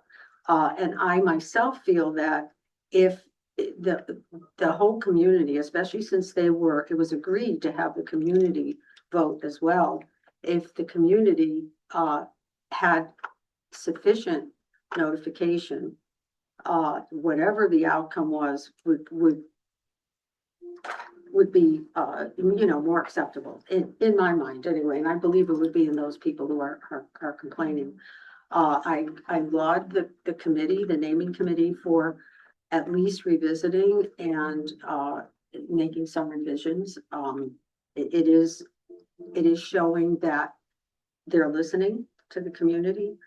But I think going forward, I think we need to focus as a board on how can we reach, when we want to get information out, how do we reach the majority of the community that are not parents and are not on Parent Square? We had started something where we put something out where community members could sign up for a different form of Parent Square. I don't know if it wasn't advertised enough or what, but and I don't even know how many people eventually signed on to it, but we need something. The newsletter that the town of Middlefield puts out is a good avenue, but the town itself has to accept what we give. And if there's something that they have to do to get information out, they need to be able to do that. So we're kind of depending on them to do it too. Yeah, the So, Middlefield you know, newsletter, sorry. The Middlefield newsletter only comes out 4 times a year. They did a supplemental, It's not. as Dr. Garcia, you Yeah. know, but so sometimes the timing is not great to get out information that we need to. So that's But it what is a we great need to resource, brainstorm. 1 page, right, is Yeah, what going forward, they're we need to offering. brainstorm. Hopefully Durham follows suit with that, and that would be, to me, the most effective one. Again, I monitor what goes into the trash can at the post office. That's just one of the habits. Yeah. And I don't see very many of those in there, I will say. When it comes out, I look and I don't see any. So people are actually taking them. We have heard some issues with the post office not getting them to individual street boxes. I do a PO box. I've had it forever, but But you know what? You're never gonna reach, like you said, you're never gonna reach everybody. But at least you could say, we have X many things that are out there, and hopefully that will capture more people. I mean, when we had the Town Times, at least you could get information in there if they let you. But that doesn't exist. And I've been at the post office where I've seen the Town Times, I mean, literally come out of the PO boxes and go, I mean, you didn't even look at the front But page. to your Throw it, point, but at least Lucy, it's there. I did, just so you know, I did ask both towns more than once. I said, how can we better reach your taxpayers? You have a record of that Have as well. any suggestions? I am open ears. So I did ask because I don't know, like I even said, like, do you have a sandwich board? Like, you know, like just anything like to help, and I never got an answer. So, you know, we do try, but Invitation to the, I think, the memorials, groundbreaking. I think we're, It's tough to get it We're a out little, to- yeah, we're off top, a little, I'll just quickly do an update that in the Middlefield newsletter that is coming out, you know, what I'm putting in is, we can't put a ton of, we have one page, right? And we also can't, I don't know how this will work, but we're gonna put in a QR code for how to sign up for Parent Square. Again, Good. we're gonna put a QR code for how to access the construction updates. You know, hopefully people will be able to do that. And then we have our usual student and, you know, spring athletics updates and everything, but we're getting all of that in there and putting it out there. you put the That's date a of the good avenue for referendum. middle. The date of the referendum, we're gonna send that out every which way we can, so that fact sheet that you have will go out to everybody. I think we need to push the Parent Square, because I have Parent Square both as a parent of kids in multiple schools and as a community member. Mhm. So I get all the notifications, but that's such an easy way to reach people. It's just an app you download. It's on your phone, it pops up, you get it immediately. But like, we also need to look at how many people come to the meetings and how many people go and vote on the budget. Where there was boards up on the town green and on Maiden Lane. And that's in the newspapers, you know, as legal requirements. So I think it's tough to get people to notice when they're not interested in noticing. But I think Parent Square is a nice, easy way. If we can push that somehow, I know we're limited, I think, on ways that we can communicate, but if we could make that our official communication, everybody just knows to. And Mark, just to Well, couple with you, they also, the district also sent out the budget to every single household. So as I said, so we could sit here and say with a good conscience, we put out a lot of information on the budget. If you didn't come and vote, you know. well, I think, under the item 11, we can finish talking about this. But, I'd like to move on to a vote. So we had a motion on the floor to adopt the name of Three Oaks Memorial School. Have all those in favor, please say aye. Aye. Aye. Any opposed? Abstained, I'm abstaining. 2, You're 1, abstaining? I'm abstaining. and 1 vote no, right? Mhm. All right, so motion, so we can put that on the newsletter. Let the board consider a compromise. Anything, that's it, I move on to policy review. Christine? so for the non-resident students, that was just a regulation change. Right, I we don't believe. have to vote on it. Yeah, so there's. We just wanted to see if anybody had any comments or feedback on it. So there's nothing there. Underneath the graduation requirements, policy 15127. What we decided to do was, this was kind of like from the feedback about moving towards 3 years of ELA, and, you know, kind of there was some feedback there, and how do we make this a bit more clear for students and parents as well. So we had suggested maybe adding like a waiver, just so that it's like really kind of like in your face to like say like, you know, that you understand that like, you know,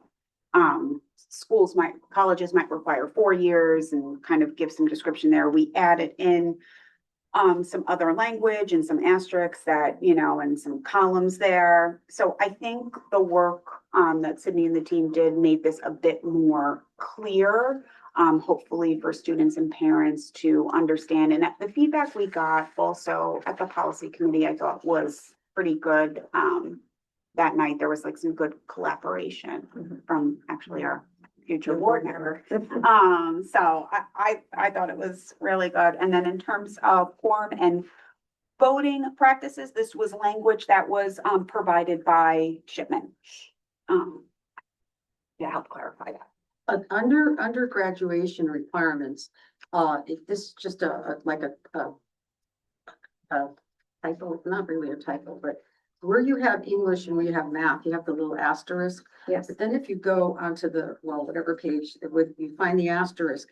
yes, There's a comment that says non-credit requirements, and then there's another asterisk. yeah, we just have to remove one asterisk. Yeah, Okay. I think you could just the waiver required. Should it specify who we have to get the waiver from? Yeah, that's have a process in the high school, you know, so like the school counselors are on this, right? So if they will know that anybody who needs this would do a waiver. I don't think we need to say anything else in the policy. Okay. Yeah, just that one Yeah, it's just asterisk, a yeah. form. Here's my question and potentially concern with a waiver. Is if I'm thinking of a student who fails 12th grade English, but passed 9th, 10th, and 11th. Do they need a waiver to graduate? Because they've got the 3 credits. Nobody said it's okay for you to only have 3 credits. I fear that this is required, I mean, and yes, in an ideal world, parents are involved, families are involved, someone who is looking after the kid is involved. But I think this is a extra step that is creating a familial burden that a student may, and like I said, that scenario came to me immediately. A kid who has passed 3 years but didn't get a waiver, are we not gonna let them graduate because their parent didn't say you can only take 3 years? So I think that, yeah, I feel like there's still, we gotta dig in more. Okay. And I'm also, and I understand why the change happened because some people want to run other people's children's lives and tell them that they have to have 4 years. But there's the state, we're placating them. When the state says this, then we do it almost everywhere else, that we do what the state says. So I don't know why we feel like we're special and we should create an extra barrier that the state doesn't require. I think like, at least this was my take was, I think we did get a number of community feedback regarding the ELA requirements. And like, at least for me personally, like my fear was that like, kind of on the flip side of like, you know, your kid coming home being like, I only take 3 years. And you're like, oh, okay. And then you're, you know, now graduating and it's like, oh, actually, I can't get into a bunch of these colleges because But I you didn't can take still the go to 4. college. They're not getting, and that's the other point that I have is that adding it, making it 4 or 3 isn't changing anyone's entrance into Harvard. Right? What it is doing is removing choice from the middle and lower academically achieving kids. That the people who have these expectations are trying to impose those expectations on everyone. And that's why the state made the changes. Yeah. To be more equitable, to allow these young adults who are human beings with identity and sentience, and they should be able to make their own decisions. But there's people who want to make those decisions for them. So if a student who is in a situation who says, oh, I'm only going to take 3 years, they're probably not a Harvard kid anyway. They're probably not a UConn kid anyway. They're a kid who struggles and hates to come to school. And the light at the end of the tunnel, I can take a class I want to instead of this class that I'm going to hate. And I'll keep coming and I'll finish because I'm going to be able to do something that I want to do. And those are the kids for whom the state made the change. The high achieving kids are going to go to college. So the parents of the high achieving kids, don't worry, your kid's fine. So doctor, you don't look upon at all as a lowering of the bar. This is for students to explore their passions, have more opportunity for curriculum development in their final year to say, what am I actually passionate about? What can I potentially become in my future life? Right, And they're gonna take 2 science or 3 math or something, you know, they just. Or the CTE classes, the EMT classes, all of those. If you take English and you fail it once, right, especially in a small school, it ends up restricting any choice you have later on.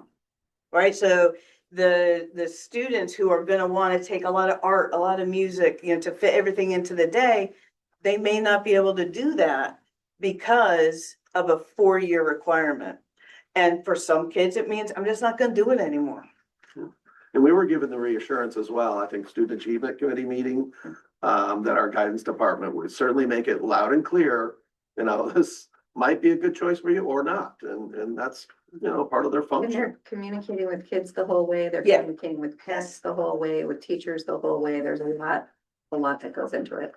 The comments we got from the public were all the opposite of what you said. They all wanted to say, well, we can't have a school that doesn't require 4 years. Yeah, I mean, yeah. it was just. And that's, and to me, Yeah. it's because that's the way we've always done it. Right. God forbid we do something new. But I think I think this is maybe like another compromise, I guess. Well, It's that's why I kind think the of waiver is, like- and so I Yeah, can get on board with something like that. okay. However, I need to know that that kid that I just mentioned can still graduate Well, I with think 3 that's credits. a really good point that, like, it's a good example of like, you know, I'm sure no one really thought about. So, I mean, we could bring it back to is policy next week? It's, no, Week it- after? this is The a, Student Achievement Committee It's is a coming, and retreat. it's on that. it's a regulation, so we don't. It's a regulation. Okay, Okay, yeah, yeah. So then we could just, Again, we could it's a work on regulation. regulation in policy, but we could still do the first read. We don't need a first read because it's just the regulation. The policy we adopted just says we need the new state requirements. We I amended think our this is the policy. policy. This is a policy. Yeah. Yeah, Don't- This is not a regulation, I think this is. yeah, I thought this was a policy. Yeah. I think this is policy. Doesn't say regulation. But we could work on the form and look, I guess my point is we could work on the form, research Linda's question Mhm. and still do the first read. Yeah. Yeah. Yep. Yeah, I think that's okay. Okay.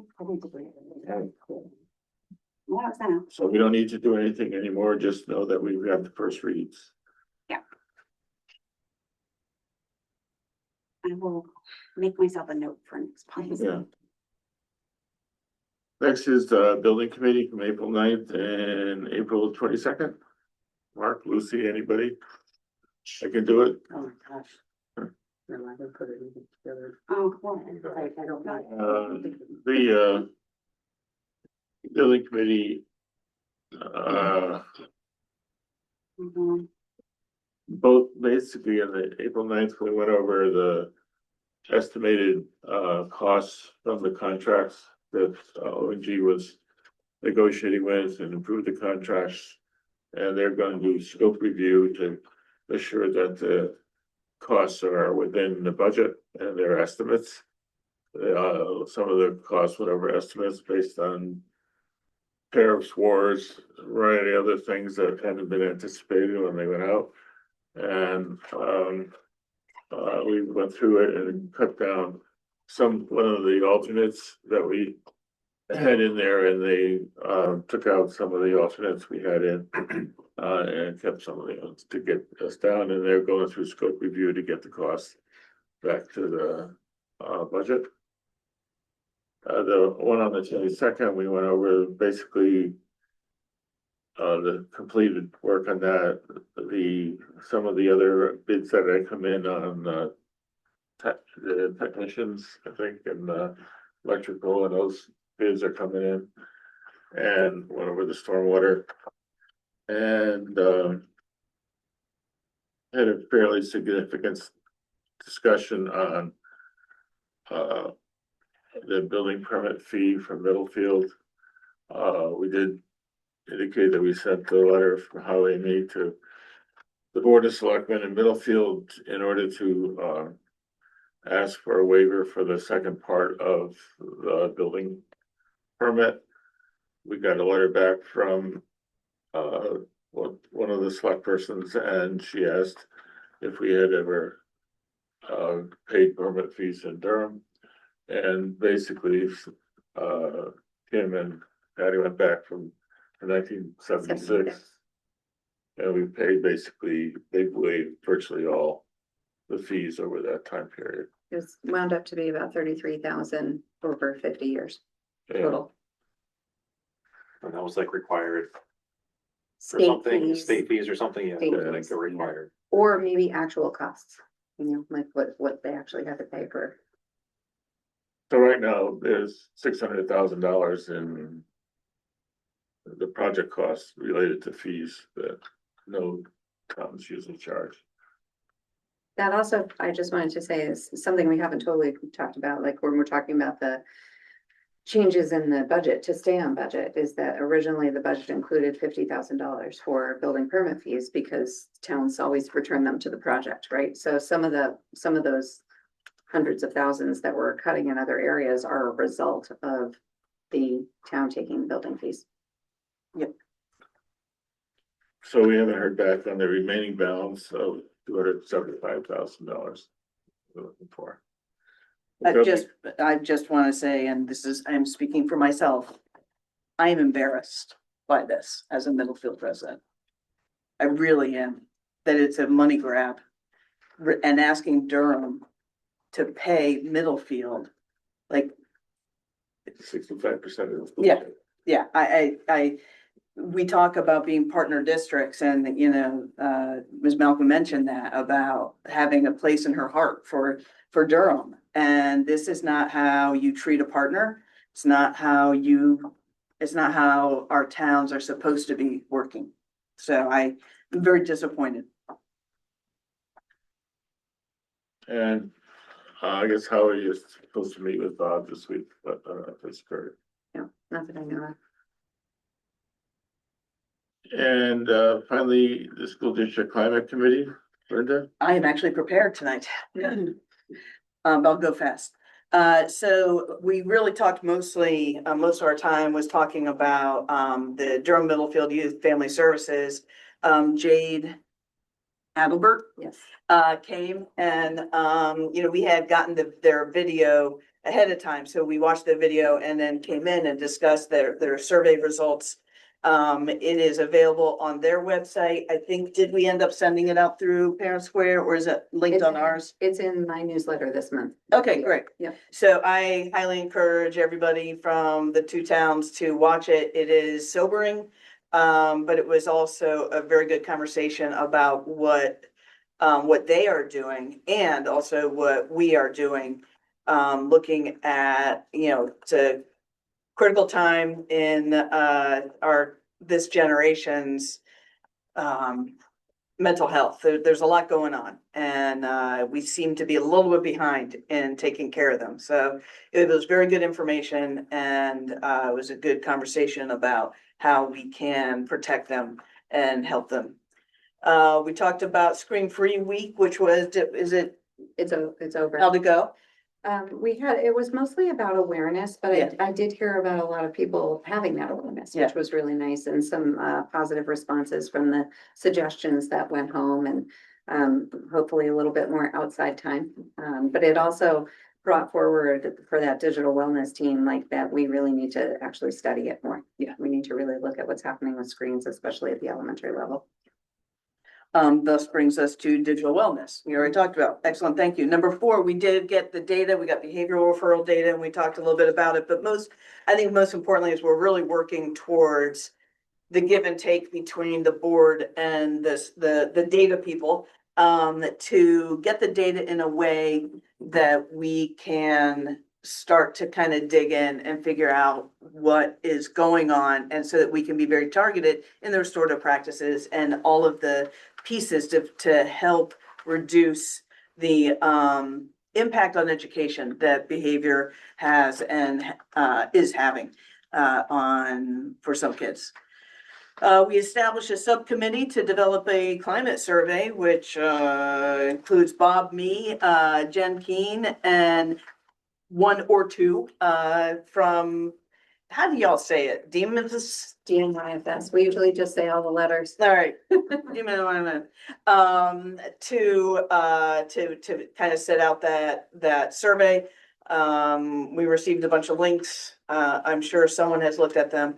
But I do need to get back on that horse so that we can move forward. But I think that better than that, or more important than that, is some kind of, not this, I mean, collaboration, yes, but also, between and Region 13, so that people don't get survey fatigue. So that we're not doing it every year, twice, so we may alternate years, and have one survey inform the other. So I think that's a great partnership move. We did review a draft of the climate handbook, and Jamie mentioned how can we make it actionable? How can we make it so that it doesn't just sit somewhere, but that teachers, parents, and students have the opportunity, not just the opportunity, but they have it, they refer to it. It's on a flip chart. It sits on the desk, or there's, let's make an app. Oh my God, I'm gonna write that down. We could totally do that. You know, to be able to access the district climate handbook. And that concludes my report from my committee. Thank you very much. Thank you. Christine? Well, other than the obvious, I'll just speak to just a few other quick points. One, the school naming committee is going to start working on a new mascot. And then we're also going to look at our architects offer to kind of do like a small presentation to the committee to talk about some of the empty spaces and some of the artwork that we reserved. And I guess I shouldn't say just artwork. I think also maybe sentimental pieces within the school that we reserved. So we're going to kind of start looking at that, and we're also going to come up with how we're going to determine like basically the three big spaces. You know, obviously we'd like to, you know, like a Lyman Library, you know. One has to be the. Yeah. That makes sense. But he was a doctor. We were thinking the health suite. Okay, all right. There's that too. So yeah, so there's lots of just different ideas, and you know, do we also want to explore maybe honoring some other community members as well who have contributed. So we're gonna start working on that. Someone made a suggestion about naming the fields after the Macos who donated the land. Oh, okay. Yeah, I remember reading that in an email. Someone was making light of the name, and they said, "Where are they going to be, in the acorns?" And I giggle because how cute would it be if like kindergarten or first grade, they were acorns, and then like second and third grade were saplings. Yeah. Right? Like, it would be adorable. Fifth graders can be squirrels. I don't know. All right, sorry. They I have a little punchy. hat when they first start. And getting those hats. I have a question, with regard to the vote we just had on the school name. It says on our agenda, the school naming committee information and update. It doesn't say a vote. Yeah, it's on top. Up top, it says discussion and possible vote for everything in there. Okay, Under number 9. okay. Oh, I see that. Okay, good, because otherwise we would forget about it. Yeah. We checked and I said, we don't need to add another thing. Right. If I can add too on the mascot subject, we had that original strategic planning survey that was sent out, and the mascot question had less responses, but there's 107 options. Some of them are a little bit silly and cynical, but there's a lot of great things that would be kind of the starting point, I think. So, and I would hope that this is entirely a student voice and choice thing without any opposition to that. All right, for communication professional, I'll look into options for communication outside of, talk to IT and see if there's some easier way. I mean, I write, you know, starting to put together notes for the newsletter. I don't know if people even read it. I doubt, you know, I used to have to tell my kids to read it after I put it together. So I don't know if there's anything easy, you know, maybe TV show, something late at night. Well, we are developing, this was months ago, so you probably don't remember, but we did get a group of students together to work with a PR expert to come up with a social media plan for the district. Oh, yeah. They're still working on it. I did a check-in with the faculty member who's advising on that, advising the group of kids. And so that is in progress. We just want to do it well. We want to do it right and have a good launch, but that'll be coming. I was at the Chamber of Commerce meeting today, which was great. It was at Lyman. And somebody asked about social media. And I said, you know, with Facebook, there 500 people can be commenting on something about Facebook and not one of those people actually contacted the school. Right. You know, and then we've also had some instances where there was misinformation on Facebook and somebody corrected it and then it was taken down. Like the corrected information was taken down. So, you know, we do want to develop a place that is a reliable social media, because we do know that we need to communicate that way. I have a monthly newsletter. We have Parent Square, we have the website, we have the 2 district dispatch. It is in the strategic plan to, you know, really look at communications constantly. So it was feedback that we got, so it'll be part of the strategic plan too, but there is actually a lot of information that's readily available. It's just not read. I mean, I get a lot of stuff. I look at the title and I move on. And I think everybody kind of does that, you know, unless you're really interested. I also have to mention that within the 10 years or so that I've been on the board, the amount of exposure of our meetings to the community has just quadrupled, because we never were able to broadcast it, copy it, have it available for later. It was just a minute. And it's just, even committees now are also being more open to the community, so. But tonight Really there's 10 mushroom. people online. There were more Yeah, earlier. I think probably. we were at 19 earlier. Wow. Well, you know, one person came to our budget hearing and one person came to the annual meeting, so you can't. I know. Those are very well advertised.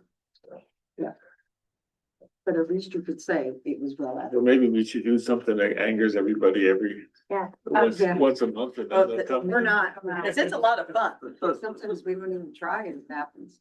I just want to point out, the Paper House production put on an awesome show of Wizard of Oz, this past weekend. And it was great that we had the collaboration of the school and being able to use the, stage here and then also the band room. It's a great community feeling for the kids to have that support from the school. Yeah, when me and my girls went, and my girls do Paper House in the summer, we can't commit during the school year, unfortunately, but I think, you know, kind of was saying earlier about like Camp Nerden, and then we have Paper House, like, we really are so lucky to have like these community partners, like that are really, like, I look at Paper House and I'm thinking like, oh my gosh, like, they're gonna be, like, was it Jenny?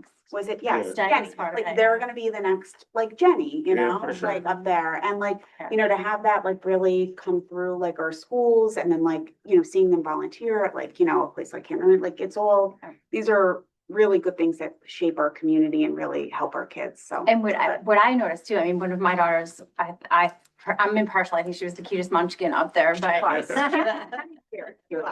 But I also have one of my older daughters who went through and she was actually captain of the, all of the theater and everything through the high school. So, you know, I can't help but think that all of this awesome talent that's through Paper House is the talent that moves to the high school. And you can Sure. see why the productions are so successful in the high school, because a lot of them start so young with Paper House. And So, it's such a big group, yeah. they had 2 different casts. Yes, we did have, yes, we had 4 shows, 2 different casts this year, so.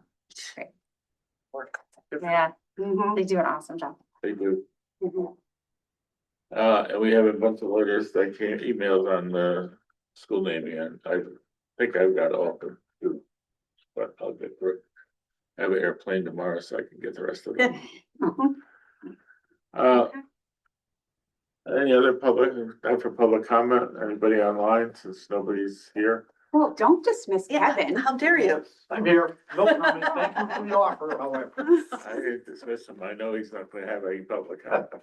Next time you better be prepared. Yeah. Just in his head. Where are you going next year? Yeah, I can ask you the same. He's not telling you. Anybody? If you are online and you would like to offer any public comment, please raise your hand.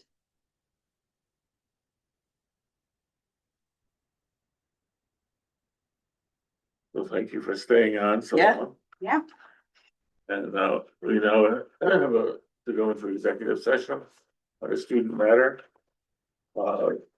since there's nobody here, we'll shut down this and Yes. shut the door. So moved. So moved. Are all second. Second, yep. Oh, my God. And this, and then. Nick, Nope. you'll have to either call or do you want to Google Meet? I'm happy with either one. And do we have to make a formal to invite Sydney? Yes. Yeah, I did. Oh, okay, sorry. I missed that part. Sorry. I was just making sure we were on the up and up. We are. This time. Yeah, if I need to see anything on camera, then I guess Google Meet's a good idea. But I don't think you're holding documents up to camera, so it's fine. No, no, so just call me if you want. Okay. All right.